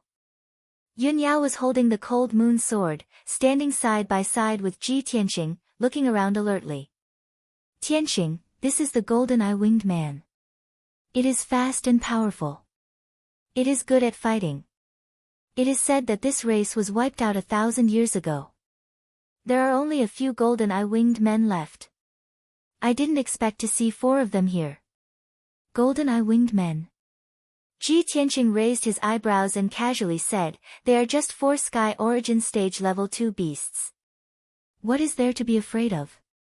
He coldly stared at the golden-eye winged man and asked, 2 days ago, did the Hall of Soul Husbandry catch a human boy and keep him here? The golden-eye winged man showed a mocking look. Kid, what is the Hall of Soul Husbandry? I have never heard of it. As for the human boy, I have eaten him long ago. He was delicious. Since you two are here, I am going to have a good meal today. TSK, TSK. Although Ji Tianqing could tell that the golden-eyed winged being was lying, he was still enraged. A cold killing intent flashed in his eyes. You are courting death. Ji Tianqing shouted and suddenly waved his hand to shoot out a fiery sword light toward the golden-eye winged man, Red Dragon Flash. The 10-meter-long fiery sword light lit up the spacious hall like a fiery dragon. It was about to hit the golden-eye winged man. The golden-eye winged man's pupils shrank. His body was covered with golden light, and he quickly dodged aside. However, no matter how fast he was not as fast as Ji Tianqing's Red Dragon Flash. Bang! With a muffled sound, Crimson Dragon Flash pierced through the chest of the golden-eyed winged man, shattering his heart and internal organs. Its 3-meter-tall body exploded into pieces of flesh and blood, scattering in the corner of the hall. Suddenly, the air smelled blood of the golden eye. The other 3 golden-eyed winged beings were smirking coldly, thinking about how to torture Ji Tianqing and Yunyao. Suddenly, they saw that their companion had been killed by a sword strike. The 3 of them were stunned, and their golden eyes were filled with horror. Seizing the opportunity, Ji Tianqing used the Golden Emperor's slash and charged toward the other golden-eyed winged man with unparalleled ferocity. Yunyao also waved her cold moon sword and used the Heavenly Star 5 swords. She slashed out 5 huge sword lights and attacked the golden-eye winged man on the left. The 3 golden-eye winged men finally came back to their senses and roared angrily. They flapped their wings and used a secret technique. They shot out sharp blades of light and shadow to block the attacks of the 2 people. The saber lights and sword shadows of the 2 sides clashed fiercely, creating a loud rumbling sound that reverberated in the hall. An incomparably violent shockwave fiercely struck the hall, causing huge cracks to appear on the ground and walls. The entire palace also shook violently. Ji Tianqing's golden eye slash was unstoppable. It cut through all obstacles and hit a golden-eye winged man. That golden-eye winged man was cut in half by the giant sword. His body and blood scattered on the ground. The remaining 2 golden-eye winged men were scared out of their wits by Ji Tianqing's power. They attacked twice symbolically and then retreated in a hurry. They wanted to escape from the hall. However, Ji Tianqing was determined to kill them. How could he let them escape? Water split. He released a huge sword light that was more than 10 meters long and killed a golden-eye winged man on the spot. He also smashed the entire wall of the hall. Yunyao also used the moonlight essence. She slashed out a crescent-shaped light blade and killed another golden-eye winged man on the spot. In the blink of an eye, all 4 golden-eye winged men were killed. The hall was also torn apart. The whole palace was on the verge of collapse. Huge rocks kept falling down. These 4 golden-eye winged men are only guards. There's an even stronger mastermind behind them. They've surely been alarmed now. We have to make the best use of our time and search separately now so as to avoid any mishaps happening to Yen. Ji Tianqing was anxious in his heart and instructed Yunyao via voice transmission. The 2 of them hurriedly left the damaged hall and moved swiftly like a gust of wind on the 2nd floor of the palace as they released their spiritual sense to search for Yen Er's whereabouts. The two of them acted separately and spent 100 breaths of time to search all the 100-plus rooms on the second floor of the palace. However, they were unable to find Yen-er. Thus, the two of them hurriedly rushed up to the third floor of the palace. This floor was obviously a secret place of the palace. There were only a mere 10-plus rooms and 2 secret rooms. Every room and secret room was extremely spacious. Moreover, a defensive grand formation was set up, and there were even a few human martial artists acting as guards. However, those human martial artists only had a strength at the 8th or 9th level of the origin core stage. Ji Tianqing and Yun Yao used some tricks and only used 3 to 5 moves to instantly kill the guards. After they killed all the guards, the two of them hurriedly started searching. The defensive grand formations of the various rooms and secret rooms were capable of obstructing the detection of spiritual sense, causing their searching speed to become extremely slow. Right when the two of them were patiently breaking open the formation, Ji Tianqing suddenly sensed that a gloomy and obscure formidable aura was silently fleeing the palace and flying towards the outside. Want to flee? His brows raised as he emitted a cold shout, and then his figure flashed out of the palace and chased out. Swoosh! He transformed into a golden flowing light that smashed open an enormous hole in the palace wall before flying into the dim and lightless night sky. He raised his head to look ahead and saw a thin figure in a black robe carrying a little boy as it flew swiftly in the night sky 200 meters away. Bastard, where do you think you're going? Ji Tianqing shouted out furiously with a murderous aura, and then he exploded out with vast true essence as he chased after the figure like a flowing light. Swish! In the blink of an eye, he'd caught up to the black-robed figure and stopped the black-robed figure in the sky above the ruins of the manor.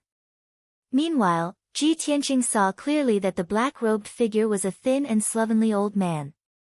His disheveled long hair covered half of his face and only revealed a pair of eyes that flickered with flames.